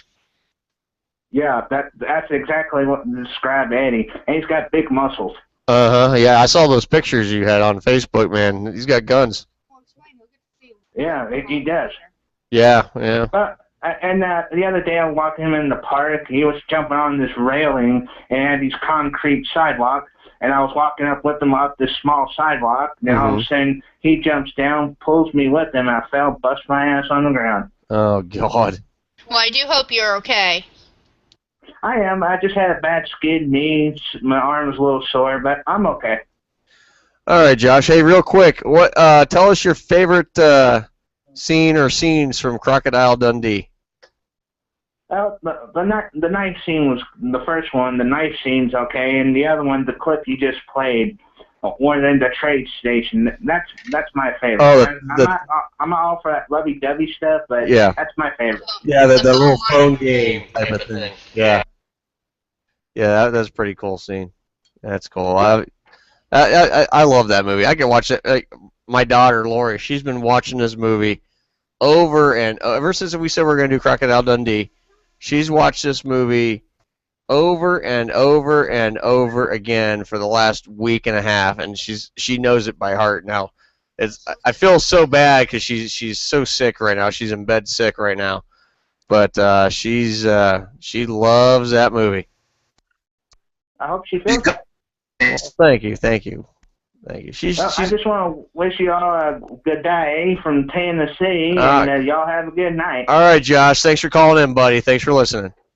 All right, thanks, Earl. All right, buddy. We'll talk to you later. I can't believe. See you later, Josh. I can't believe I did that to him. I feel so bad. Again, How Josh. do you get his damn state wrong? I mean, he's always said every freaking week, "Hey, this is Josh from Pigeon Forge, Tennessee." And again, I do apologize for that. Again, I've been drinking vodka. It's been one of those nights. It's been one of those weeks.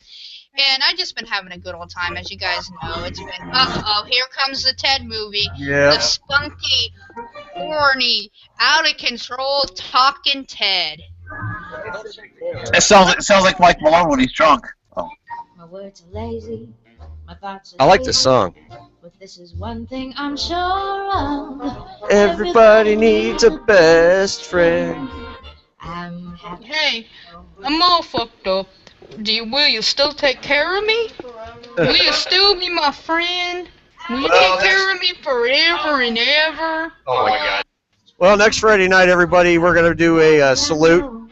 Actually, this is probably the most recent movie we've actually done as far as a salute. We're going to salute Ted next week, Friday night, 9 p.m. live. Oh my God, is Alex singing the "Oh God"? No, You guys can hear this. You'll hear it in the as video. a true Bosner, stuff my face like Pepperidge Farm. Yeah. But, yeah, I'll tell you what. Next week's going to be off the hook. We're going to...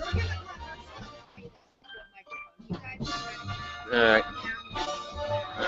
Go ahead, Alex. Oh yeah, oh yeah, harder, harder, oh God. If anyone, What the hell are you teaching that boy? if anyone can do He that picked it up voice, himself. That's how bad it is. anyone can do that voice as good as the bear. It is our son. Oh my God. So yeah, next Friday night we're gonna salute Ted. Yeah, of course Ted had Mila Kunis and Mark Wahlberg and Of course, Seth Rogen. No. Seth MacFarlane, who created this movie, director. Hey, don't keep that camera Quit straight. shaking it. Shaking it. But You're shaking your what? Alex is shaking our camera, and Deb's shaking her ass. No, I'm shaking my tits. Yeah. That's a lot of shaking going on. Whole lot of shaking going on. Yeah, I should. You want to say it again? Come on, Alex. We got a job for you. Oh yeah, harder, harder, oh God. Okay, don't you finish it. Don't you dare finish that line. Oh, shake your bow. Your little ass, boy. Holy crap. Oh my God. You want to do the clean version of the Thunder song? All right, clean version of the Thunder song. No, that's next week. Next week. Save that for next week. Yeah, you can do the Thunder song next week. The clean version. I'm not going to give you the... We did legitimately teach them the clean version of the Thunder song. They do not know the nasty version. Yeah. So, yeah, next week. Yeah. So next week's going to be a lot of fun. Going to be off the hook, We're going to celebrate Ted. And then also in light of the... John, did you see the Ted 2 trailer that just came out? I have, actually. Oh, my God. Talk about a lot of freaking laughs that's going to be. Wow. Well, yeah. And the sad part is, in the trailer, I'm sitting there, and trust me, you don't want to know the thought that ran through my head, because I saw Mark Wahlberg, but I swear to God I saw Malone. Well, Malone's the bear. It's like BJ and the Bear, you know what I mean? Yeah, well, Mike wants to give the bear a BJ, so if you know that. Oh, where's my rim shot when I need it? Oh, we can't play it tonight. Damn it. Yeah. Yeah. We'll have to have, speaking of bears, we will have to have Mike tell us the story of BJ and the Bear. Yeah. Also, hey, we're going to go over the next couple movies, too, real quick. We're going to announce these. On episode number 41 on February 20th, Multiplicity, that was done with Michael Keaton. Yeah, Michael Keaton. And on the 27th, episode 42, good old-fashioned classic. You can't go wrong with John Candy. Planes, trains, and automobiles. So we got Steve Martin too. Steve Martin, John Candy. Yeah, that's right. You can't forget Steve Martin, but any John Candy movie classic. And that one is absolute classic. So we're gonna play. Those will be a couple more movies we're gonna look forward here to doing. We haven't planned that far ahead, buddy. You're not helping matters right now, Alex. We're planning 2 at a time right now. Oh, you want to pick 43? All right. Well, don't announce it. Just think about it, and let us know. Okay. Don't say it. Don't say it. Don't do it. Don't do it. Don't do it, boy. Don't do it. I'll say Killjack on you. Don't do it. I'll make Hilljack Bob Jr. sit on you. That's a fat kid too. Hilljack Bob Jr. He goes about what, 250? He's 225 at least. That's a big fat little kid. He hasn't missed a meal. I thought he was $3, man. But then you got Hilljack himself, who's probably what like $1.20? I'd say $1.15, $1.20. Soaking wet. Then you got Junior, who's like, oh, he could be $3, John. I mean, he really could. He's a linebacker. He's a big kid. You know, he really is a big kid. Nose guard. He gets that from his mother, from what Hilljack says, because Frida, I mean, his wife Frida, she's like 450. Frida's Funhouse. That, I mean, 450. I mean, that's, you know. That's a huge bitch. Yeah. No kidding. That's being real polite. But she's a really nice, sweet lady. I mean, she's a good cook, too. I mean, she helped you cook. Oh, that's what I've heard of her. Her apple pie is incredible. Yes. I mean, she makes some dishes that would just, like, you look at it like, what the hell? Then you taste it. It's like, wow, the flavors alone. I mean, you don't want to ask. It's like an orgasm in your mouth. You're not broadcast. You got to turn your microphone on, honey. Debbie, can't hear you. Well, actually, the one weekend John was up, he actually was over. We actually had them over, and he had she cooked meatloaf. So John's had her cooking. Well, we don't know what was in the meat. I didn't ask either. I didn't, but it was really damn good. It was really damn good. Trust me, I went shopping with him. It actually was good stuff. So. Oh, okay. Nothing, it was legitimate. Or anything on the side of the road, no roadkill? No. We only do that down here in West Virginia. Okay. All right. Gotcha. Remember, that's the ma, the pa, the sister, my grandma, my mister, my mother, my father, my everything, and that's what I am. Okay. Right. I am my own self. Not right now. There. You know I love you, John. Oh boy, but hey, seriously, I want to take just a minute, and I want to say, hey, I want to address a couple of the questions that came to us, over the last week. Is, hey, when's the show moving? Well, we're waiting to find out ourselves, guys. So as soon as we have those answers, I will post them on our Facebook. So as soon as I have every answer we need. That's why we're going to continue to plan YouTube shows until we do know. 1 to 2 weeks at a time. We're gonna announce them 1 to 2 weeks ahead of time. That way we know. Hey, so right now we're going through at least 43, right? 42. Okay, at least here on YouTube. So just want to let everybody know that, and we're going to continue to do it that way until we know the moving date for the show. So I just wanted to let everybody know. It's just all a matter of logistics right now. So. Just getting some logistics in place, and that's about all it is. So we're ready to go on our end. We're just waiting on some things on their end, and we're getting close. So just want to let everybody know that. Okay, Alex, you're not telling it. You're not saying what it is right now. Not this show. Okay, everybody. Okay. We got about 2 minutes left, and we're gonna get off the air for the night. I want to thank everybody for tuning in, listening tonight. We did our Crocodile Dundee salute tonight, and it was a lot of fun. We enjoyed ourselves, had a lot of fun doing it. Next week, as I said, we are going to salute. Actually, this is the newest movie we've ever done as far as a movie salute. We've never really touched a movie in this basically in this century. Yeah, so everything we've done is back in the 80s or the 90s or and we've stayed to the older movies. So this is the newest. And who knows what's going to happen with the way that movie is? What's going to happen next week? We thought this week's show was bad. Oh, we're gonna be crazy off the hook. So But well, we're not that idea right now. It's a secret. It's a secret. But anyway. All right. Well, hey, we got a minute to go, and we're going to get ready to sign off. I want to thank everybody for listening. What? Okay, come say your idea, Alex. Come on. Real quick. My idea for episode 44. One of the movies I watched on Netflix, which is Inspector Gadget 2. We'll think about that one. What about this? We'll think about it. But What hey, about this? yeah. Hey, Alex, look, and we got to go off the air. Look what that is. See what that is? Super Smash Bros. For Wii U? Yeah. God!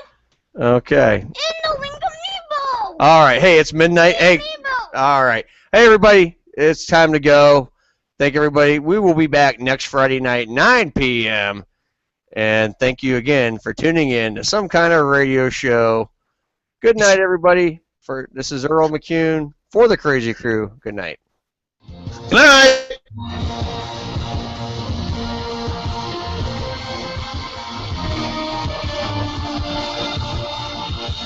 Thank you for listening to the all-new Some Kind of Radio Show with our host, Earl McCune, and the Crazy Crew. Broadcasting here on YouTube via Google Hangouts on air. Tune in same time, same place next week for another fun-filled and exciting episode. You never know just what we might say or do next. Have a wonderful evening, and as always, catch you on the other side. That's a huge bitch.